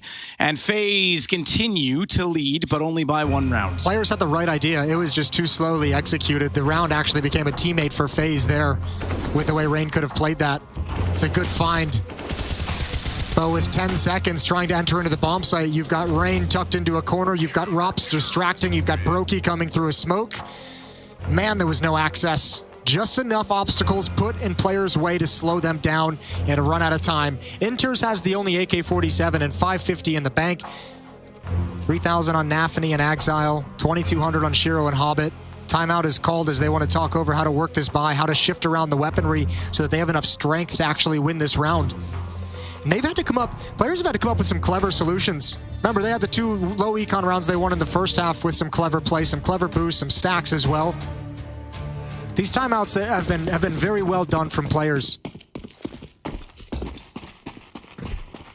We'll see what they come back with this time. Enters out of 1 Molotov and pinched by another. He's got to hold the wall, which often can be dangerous if nades rain in on top of it, because you're almost guaranteed to get hit by those, but none will. Hobbit instead now, though, getting a Molotov out inside of the stairs. Kerrigan has Exile down, and Hobbit catches him in response. He turns around. He's going to get Rain as well inside of the smoke. Tech9 doing wonders, and he'll upgrade to the M4 as Brokey does turn around and finally end that terror. Yeah, but you've got 2 AKs on the map, and your Tech9 has just delivered you 2 kills. You've got to be so pleased with that. You have to be extremely happy. The next dangerous thing for players in this round as they try and progress across the map is Rops in this position at long. It's such an off angle. And a weird timing for it, too. 1 minute on the clock right now. Inters and Shiro. All attention, all eyes forward. Misleading call here, though, for Rops, because he's not going to see them top mid. He has no idea they've gone into connector. Well, as he pushes long, here's the tough part. Brokey has shifted back to cover the A bomb site because there could have been a timing. He's calling out exactly what you just mentioned. There could have been a timing where they slip past Rops' flank. This actually splits FaZe up 1-1-1. They're all so far away from each other. Twist has got to do everything, and he's out in the open with the FAMAS. If Inters gets this kill with ease, here's the swing. Oh, big win. Can he get a second? He dinks Shiro. That's actually pretty damn good. And Rops is on the backside of them now. He's already spotted one at Monster, so he knows there's a bit of space. Brokey just trying to stay efficient, not get caught out, not get picked off before Rops can get there. That does mean they'll give up the plant, but here we go. They have no idea. Nafny's a dead man. He's going to walk. He doesn't even consider it. Doesn't even swing to check it. Just gets removed, expecting them to be from the front side of the site. But Shiro, flanking the flanker, is going to go back through water, and Rops reads it because he's already cleared the rest of the site.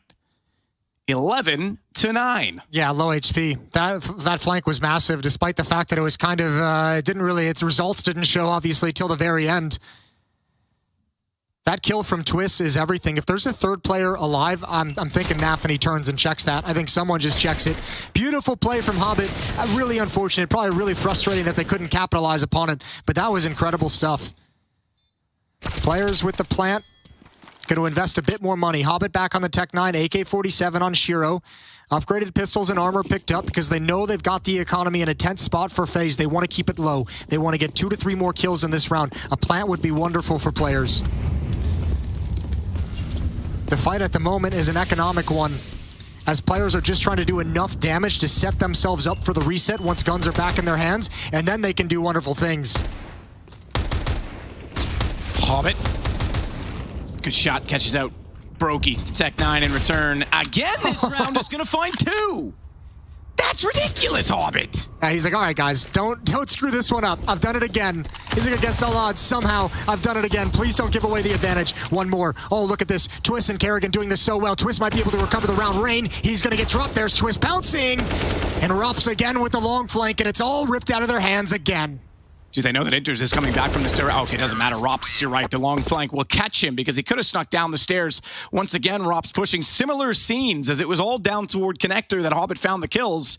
But it's Twist this time with the double. They've kind of got what they've wanted, right? They've done the damage that they wanted to the economy of FaZe, but it's still going to be, to a certain degree, a bummer that Hobbit's giving you 2 5-on-3s with the Tech 9, and you're not able to convert either one of them. That's some really, really good proactive play from this FaZe defense to push up and take all that control.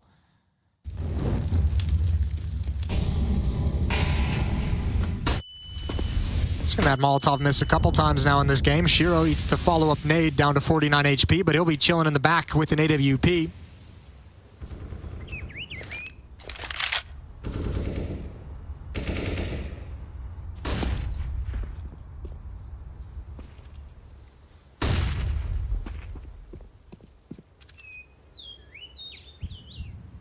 Might get a clash at long. Brokey's here with his op. Rain is tucked into the corner. Shiro doesn't have a flashbang to set it up to go around the flowers.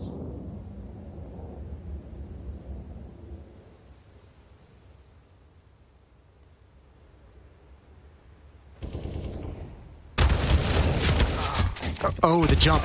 Oh, the jump. He's going to get one. Brokey still holding it, though, from the sign. He's got both sides to watch.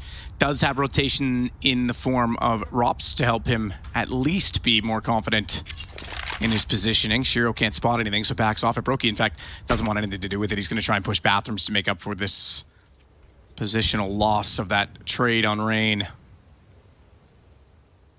And here comes Hobbit. The Tech 9 killer, but gone this time, AWP. And that bomb is flung far forward. Brokey knows now this is onto the A site with 24 seconds. Get the rotations in place. Good trade from Shiro. It might give them a chance to get in. They've got a bit to work with in this situation. Twists and Rops. The crossfire set. Rops can't find the first. Turns around to realize he's being peeked down, and Twist holds the backside as Exile wanted to swing and get that kill. Kerrigan's on the flank. And what a string of rounds from FaZe. 13-9 as they go on this half in a 6-1 run. Well, one of the things we questioned coming into the second half was, are we going to get that same players team that looked so assertive and so dominant and so confident in their fight selection on Mirage?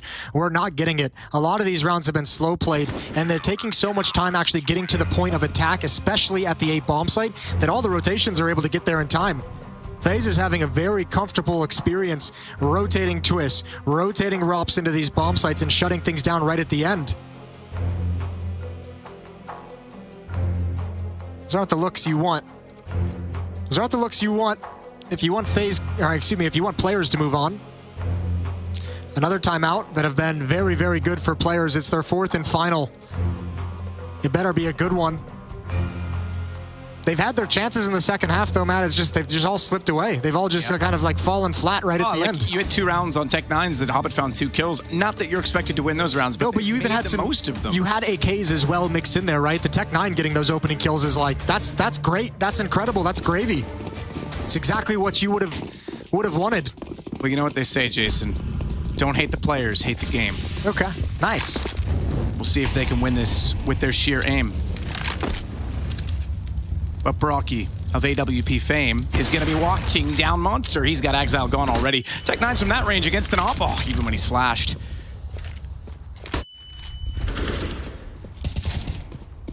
Yeah, you're not moving forward if your player's here. Rops now has control of short water as well, and oh boy does he. He's going for more. Triple kill, slows it down for the final tap. 21 kill on Rops. That's remarkable. I mean, now it's 14-9 and players are starting to fade again. So the T side not looking as remarkable for them as it certainly did on Mirage. This is a 7-1 run in the second half for FaZe. They've dropped 1 single round. The first round that players had AK-47s. After that, it's been dominance. The only real positive thing you have to speak of what we've seen from players is those 2 rounds outside of the round they won is the 2 rounds from Hobbit with the Tech9. Outside of that, we haven't seen the power and strength. Brokey, he's going to stick around. He wants a battle. Blinded, forced off the angle, but he's back into it. Nafany goes down. He's had a tough game. He's been really negated. 7 kills on Nafany. Brokey, again, is able to fade off afterwards as well. So good start.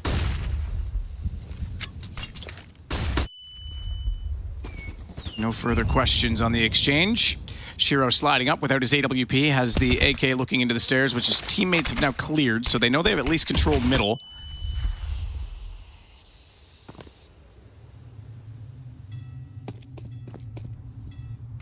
"59 seconds and not really any decisive positioning aside from that small clear, but they haven't considered that Rops once again is out toward long range, is always dwelling at the bathroom somewhere. And the op therefore is rotated all the way back to B. Twists and Kerrigan, this setup, whew, that's gonna be tough. Kerrigan's not even gonna slide up the wall. Twist just does both. Kerrigan slides out and goes, oh, all right, cool, thanks, man. Yeah. Kerrigan probably loves that. He loves that Twist is taking those kills. Even a third one for Twist for the young Canadian. 15-9. FaZe, 6 chances to close out this map and series and book a date with Na'Vi in the quarterfinals. It doesn't look like they're going to need all 6 rounds. This has been dominant. Absolutely. It's now 8-1 in the second half. I mean, the confidence to go for that kind of setup as well, right? Like, that's a cheeky one. You got one player on the drain grate. That's hard already to see as it is. And then as soon as he goes down, you think, okay, that's the monster player. And Kerrigan was right there to slide out. Yeah, this is a headache and a half for Nafany right now. Headache and a half for the whole squad. This half is, as we mentioned, they've had their chances, they've had their opportunities, and they've just fallen flat. What a dominant defense FaZe has come in with. Just a brick wall that players can't get past. Rain with 1. Now he gets to be aggressive. Again, it's Nafany. And again, there's no ability to trade it back. Look at the utility players have to work with. 1 Molotov, 1 smoke, and 3 flashbangs. And all 4 of them are here. They want to progress all the way to the bomb site. Rops isn't going to let them. That's the bomb hitting the deck. They're just getting thinned out. Rain is going to continue his aggression as well. They don't have the manpower to watch this. Rain is going to wrap around, and he's going to find a freebie. At least 1.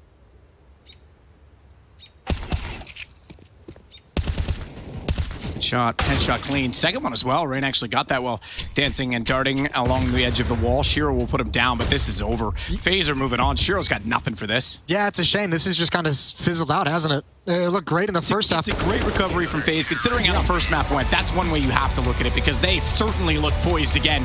And that's an encouraging sign going against Na'Vi, who they now have a date with. Oh, yeah. And one of the things we talked about, it's going to continue. It's going to be continuing to get tough for FaZe, because remember, we also, there's pressure on this team to replicate the results that they had in Katowice, where they lifted the trophy. And they're obviously looking towards this Pro League trophy, wanting to raise that one over their heads as well when all is said and done. But they've got to go through the best team in the world.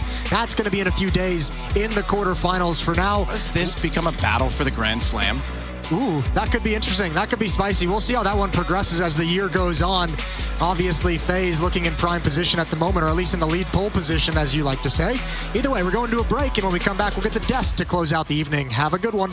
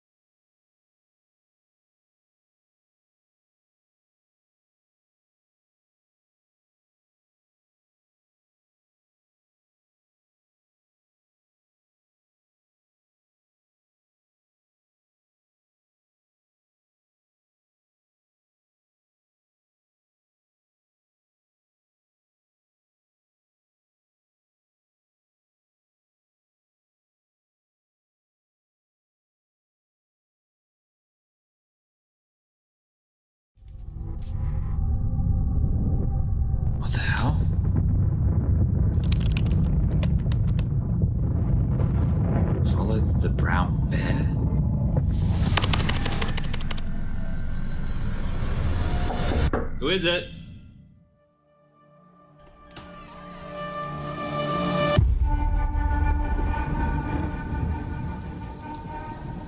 I know you fear this prison. A prison you cannot smell, or taste, or touch. A prison for your mind, for your soul. I want you to break free. And I know you want to. You want to feel the taste of victory on your lips once more.